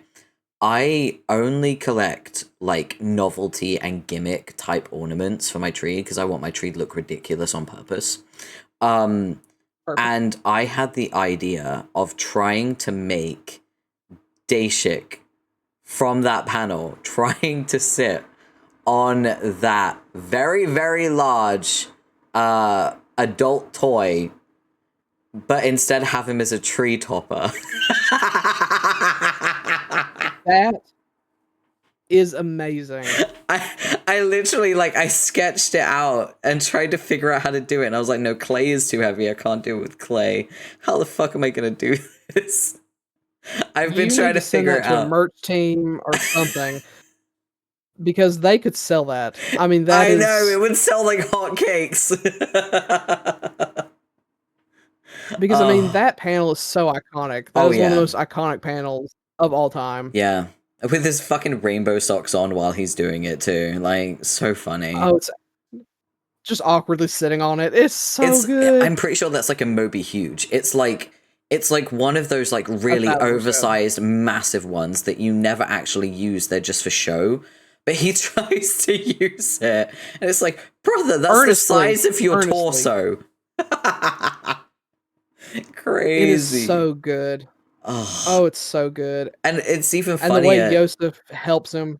It's even funnier knowing that he bought that because his boyfriend's appendage is so large that he tries to train himself to take it.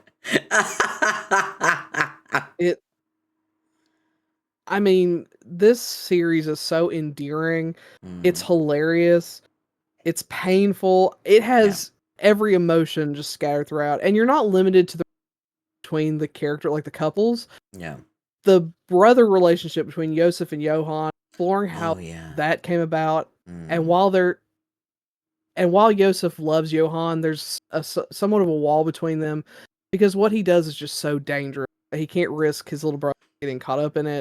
Mm. And then Mm. explaining why he did what he did to join like the mafia and stuff like that. It's just the interconnective relationships are super powerful. Yeah. There's a lesbian relationship too. There is. And Yep, we do get some rep there's there, which also is great. het relationships as well. Yep. There's this whole big family of people in. It's amazing because you really start out with characters that feel very isolated and feel like they don't really have anyone. And then by the end of it, look at the cover. There's so many people. That's their family. There's It's a so big many people. family. It really is like the found family trope by accident. And it's just so Yes. lovely and so endearing, and I will sing the praises of Love So Pure until the end of my days. Like, It is so I good. love it so much. It's my favorite manhwa of all time. I think it is incredible. And anyone who thinks it's not good hasn't read it, because it is impossible to read this and think it's bad. Agreed. Either Yeah. that or they have poor taste. And while that's okay, we accept you identify as someone with poor Yeah. You're probably one of those people you're who wrong. thinks salt is spicy. You know what I mean? Like, poor taste. 100%. 100%. It's just so well crafted Yeah. and just the interconnectivity. And while it is a romance, it just goes so much deeper than romance. Yeah. There's so many levels of relationships and Mm. individual growth. The individual growth is very you're not just Oh, dealing yeah. with people growing as couples, but as individuals. Like Yosef finally deciding it's time to move on from this dangerous life he's lived his whole and Yeah. assuming that he's gonna die in this world. It's just that's what he expects. Yeah. Yeah. But realizing he has more to live, he wants to see Johan, continue to grow and change. He wants to be with Daishik. He's got more friends, like his little lackeys, the two little bald guys at the cover. I He wants love to them. continue They're to so support them. sweet. I love them They too. are They're every I mean, time they show up, I'm like, oh, babies. I love them. precious beans. Realizing that they're more than just lackeys, that he wants to continue to watch them too. So he makes the dangerous decision to leave the and in turn turn himself in to atone for all the crimes that he's done. So that way he can start fresh. It's so oh my gosh, and then to have his friends all there supporting him, to be there when he goes in, and then to be there when he comes out. Oh my gosh, the way I just Can I just say also, the way that, like, Daishik locked the fuck in when Yosef decided, oh, I'm gonna turn myself in. Like, I'm gonna admit to my crimes and I'm gonna do the time in prison. Daeshik locked the fuck in and became his lawyer. Yes. Yes. Like, he did the research, he did all the paperwork, and it was because of Daeshik's paperwork that we were able to bring down the entire mafia. Like, that was it. They were fucked. Everyone was fucked. And it also... That's another thing about Daishik. Yeah, he locked his in. character, from the very beginning, he was considered a little nerd, a little academic. Yeah. And that carries throughout the entire thing. Everything he does is his curiosity, his intelligence. He's just inherently... Yeah. It was that all really... culminates into... It was really satisfying to see him, like, lock in for his lover as well. Like, that's the person he loves. So good. And he went in hard. And because of, like, 100%. all of his hard work and the way that they planned it out, I think Yosef only got, like, 2 years, right? Or 3 years? 2 years? It was very short. Whatever it was very short in comparison. It was about the time of military service in Korea, which is 18 months minimum, but you can do a little bit extra if you want. So I think it might have been 2 years. You're right, because Daishik ends up going at the same time. So yeah, that's why I was thinking it was about the same time as military service. Yep, I forgot about that. Yeah, but damn, like... Oh, and when they go and get their heads shaved together. Do you remember that? Yeah, they go together to get their heads shaved because one's going to prison or one's going to the military. Like, oh, so cute. It really is so fucking cute. Like, goddamn. Love So Pure for me, it is like S tier, the best manhwa I've ever read. I have yet to read one better. If you know one better, let me know. But I've yet to... I think I do have one. Oh, you do? I think I do have one. You might have to send that one to me then. Yeah. I'll take it as a challenge. It comes pretty close. Yeah, there you go. Yep. It comes pretty close. Yeah. Oh, man. Yeah, I think it's obvious what my rating for this one is. It's 12 out of 10. You might be shocked. I think I'd give this a 9 out of 10. A 9? Wait, it's very good. I've read it numerous times. I love it dearly. It's in the top probably 5 for sure, if not top 3. But there's some I think are better than this. That's fair. That's fair. I mean, I'm very generous with my scoring. I'm willing to have, give 10 out of 10s to multiple. I'm like, yeah, you take a 10. Here, have a 10. That was great. Have a 10. That was great. I'm like quietly ranking them in my head. Eve's got like a mini computer in her head, just like categorizing everything, giving like point decimal ratings to make sure that they're all different. Like everything has its rightful place. Balanced as all things should be. Thanos back at it again. Damn. So 9 and a 12 out of 10, obviously, for me. Boy, the last one is a doozy. Yeah. Unfortunately, compared to how much I loved Love So Pure, limited run is not so great, in my opinion. I agree. This artist has another title. The Good Teacher, I believe is how. Yeah, The Good Teacher. Yeah, The Good Teacher. That is, in my opinion, far superior. Oh yeah. To this, which is interesting since The Good Teacher is actually much shorter. You would think with the length of time that limited run has, which ironically it's called limited run, but anyway, I think that all the time. Yeah, you would think with more time that the depth of the story would make it better, but clearly quantity does not equate to quality, and I think this you compare the Good Teacher to limited run. Yeah, no, I think we discussed this before. Like, The Good Teacher was paced very well because of how short it was. Like Right. felt right. There wasn't a moment where it was too slow or too fast. It felt correct for the amount of like chapters it was, right? But limited run, sometimes it feels like some things are dragging out for way too long, and you're dwelling on something that maybe isn't that important, but is being dwelled on anyway. Or like just Right. things in the story that don't even need to fucking be there, but are there anyway. And also there are some moments And where then by it's the like the pacing is yeah, too fast, and you're like, wait, what the fuck just right. happened? I was about to say they dwell on some things that are just so just unnecessary Mm, that by the time they get to the stuff that's actually integral and actually matters and would probably help the story and the pacing, they yeah. just ending in this probably one of the pacing Yeah, goes. yeah. The Um, ending was weird. I barely remember it because it just happened so fast.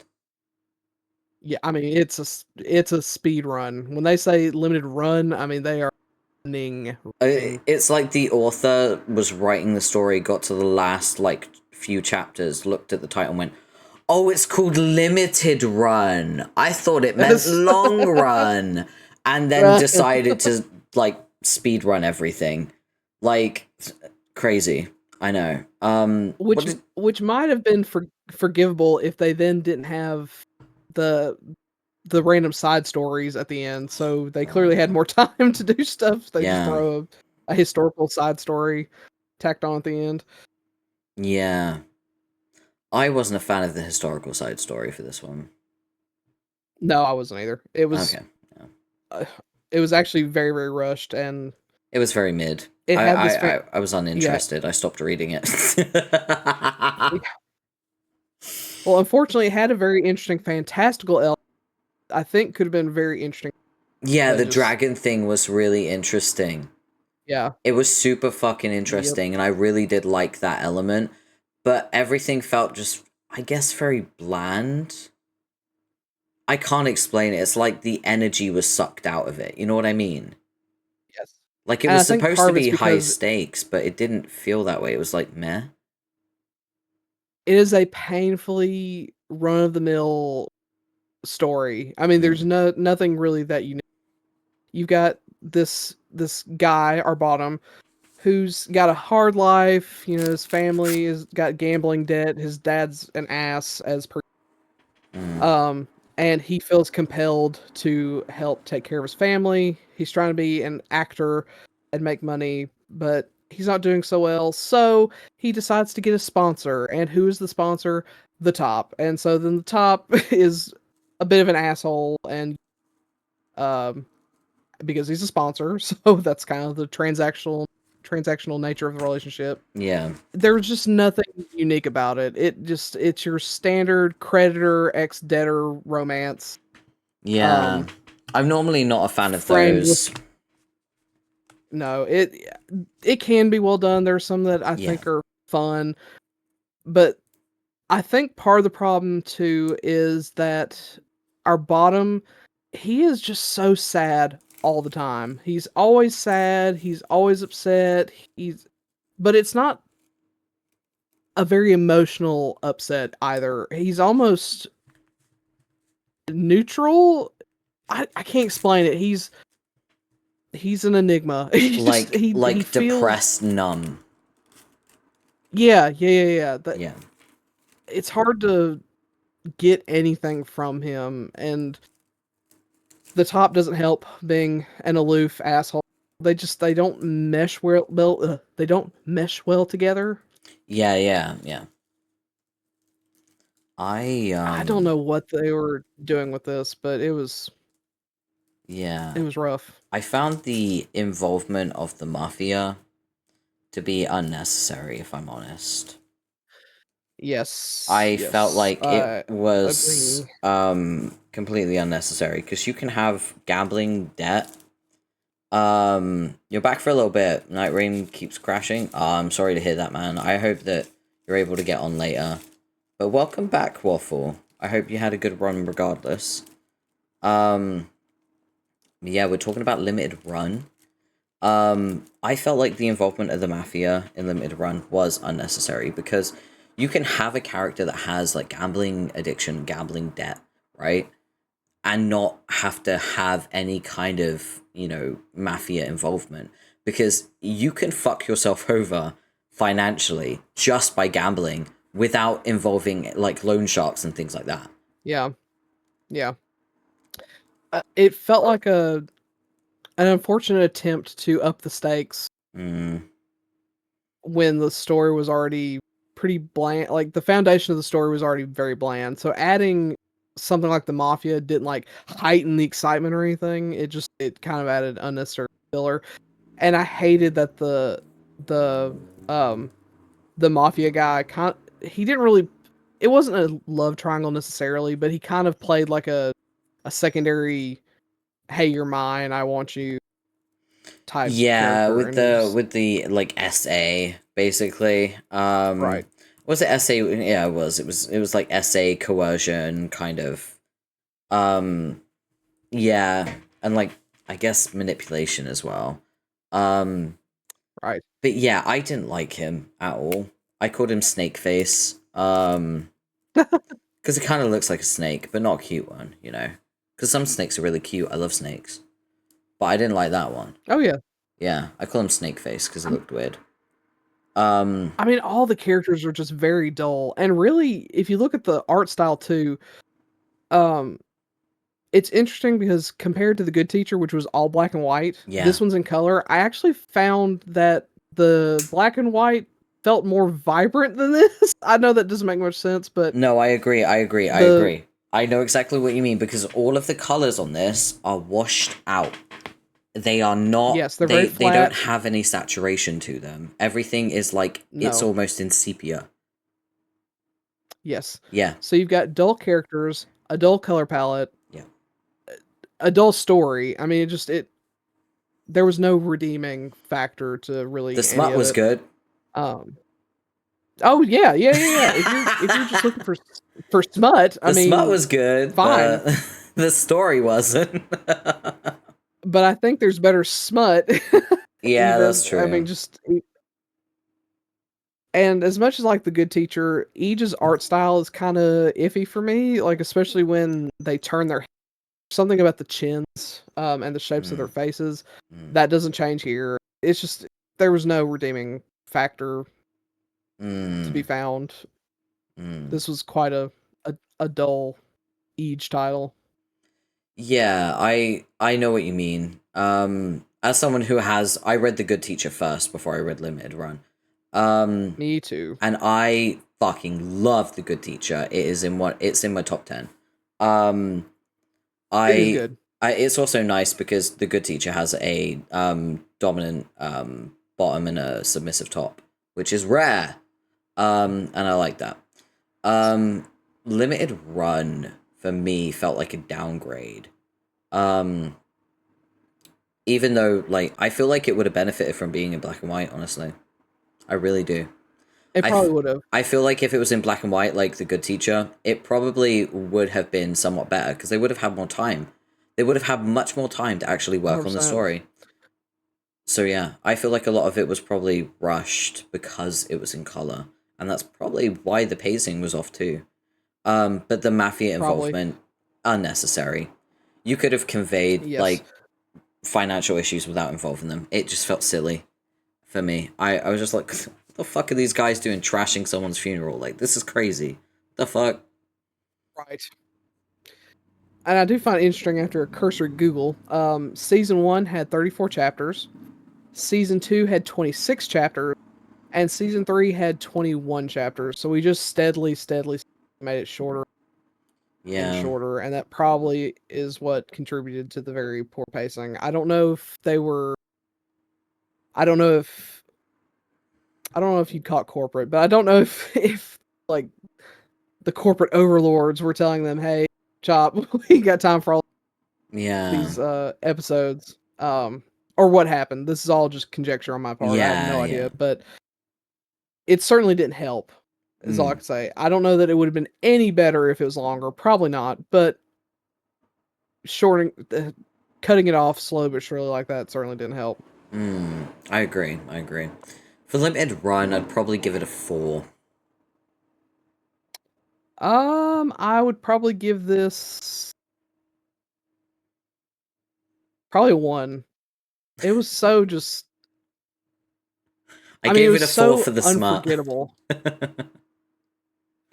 Thank you for stopping in, My thing, Waffle. it's all bye waffle. Um, it was probably to me, it's almost more offensive that it's so forgettable than something I really hated, like Bloodlink, for example. Yeah. I, I at least Bloodlink made me feel something. Limited Run made me feel almost nothing. Yeah. It was I just just kind of realized you gave a Bloodlink BL, be a BL. a higher rating than Limited I Run. did. Damn. I did. Yep, because But you're again, passionate I would about rather Bloodlink. exactly. It Yeah. makes me feel something at least, and you got to give something credit for that. Limited Yeah. Run, I if I forgot it tomorrow, I don't know that I'd be upset. Yeah. I know. I feel the same way. It was very bland. It was very meh.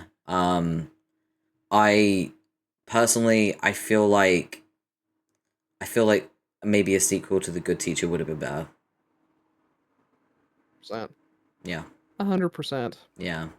Yeah, I Explore think that this. story. Yeah, I think they need to stay away from Mafia. I think they probably should stay away. Yeah. Make it more What was grounded. really good about yeah, I think with Good Teacher, I was literally about to say, I think the grounded nature of the Good Teacher, it was very simple. Yeah. There was not a lot of frills. Yeah. It was very It was basic. low You had a risk. It was, yeah, yes, low teacher stakes. and student. Well, not real teacher. You can't get He much. lied about that. Well, right, but in the as far as the relationship was concerned, it was between a teacher and a student. Yeah. They're teaching about intimacy and all that kind of stuff, and it grows from How there. to do the It's do. very simple, very straightforward plot. Yes, Mm. very straightforward plot. This tried to add things that were not necessary to a plot that was already bare bones and Yeah. not very interesting. Or so Yeah, it was a very couldn't save it. shallow story to begin with, so it didn't really have many places to go. And that's why they kept throwing things in, yeah. Um, damn. We ripped through these titles, didn't we? Yeah, we did. We knew it, we came, we saw, we conquered. Indeed, and we did it in 4 hours. Nailed it. Yes, we did. Do you want to take a quick bathroom break before we wrap up? Yes, please, if you don't mind. Yeah, of course. Let's do it. So we're going to take a very quick bathroom break, okay? We will be right back.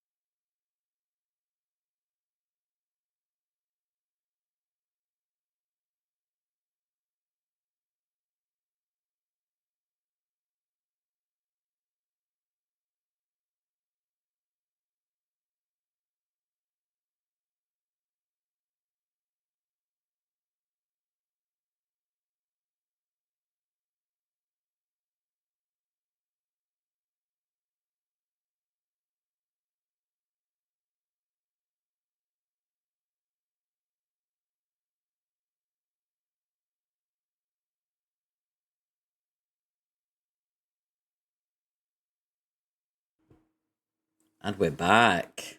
Look at that. So, we talked about a lot of titles today. Some we liked, some we didn't like, and some we disagreed on too. Definitely. Oh, sorry, I had you muted. I'm so sorry. I just realized. Oh no, you're fine. You're fine. So, I would like to know, because we've talked about a lot of BL, tell me about your BL, Eve. The ones that you've written. Oh my word. Well, they're smut heavy. I love smut as a degenerate. DGen Nation, I let's actually go. started. Yes. I started writing BL due to my passion for Omegaverse, even though my first title that I published was technically Omegaverse. I definitely love that. So I have a completed series of Omegaverse titles. Thank you for sharing the link. You didn't have to do that. I also adore Dom sub universe, so BDSM stuff, especially biokink, all that kind of stuff. But yeah, I love this world. I love all of the different ways men can fall, explore their relationships in both a physical intimacy way and emotional intimacy way. There's just so much to explore. And I feel like exploring the emotional intimacy is just as important as the physical. So if you like that kind of stuff, yeah, especially Omegaverse. That's me. We love Omegaverse. Yes, Omegaverse is the way. I will say, just because Stream Elements doesn't show up on my actual VOD, if you want to check out Eve's books, please go to www.books.evehealy.com to go check out Eve's books. I am going to be getting them myself. I've been wanting them for a while, but I couldn't afford them. But my next payday, I should be able to grab one or two. But yeah. Very, very kind. Thank you. No, you're more than welcome. It's been an absolute pleasure to have you here. And as first collabs go, this has been an absolute delight. And I don't care if people watching are bored. I'm not. I've had so much fun talking to you. I could yap with you about BL till the ends of time. We would watch God like just absolutely reduce himself to dust. This was such a treat. Yeah, it's been incredible. Thank you so much for just dedicating some time to this. I appreciate it. It's been great thank you for for me. the honor. The This honor's was mine. truly an honor.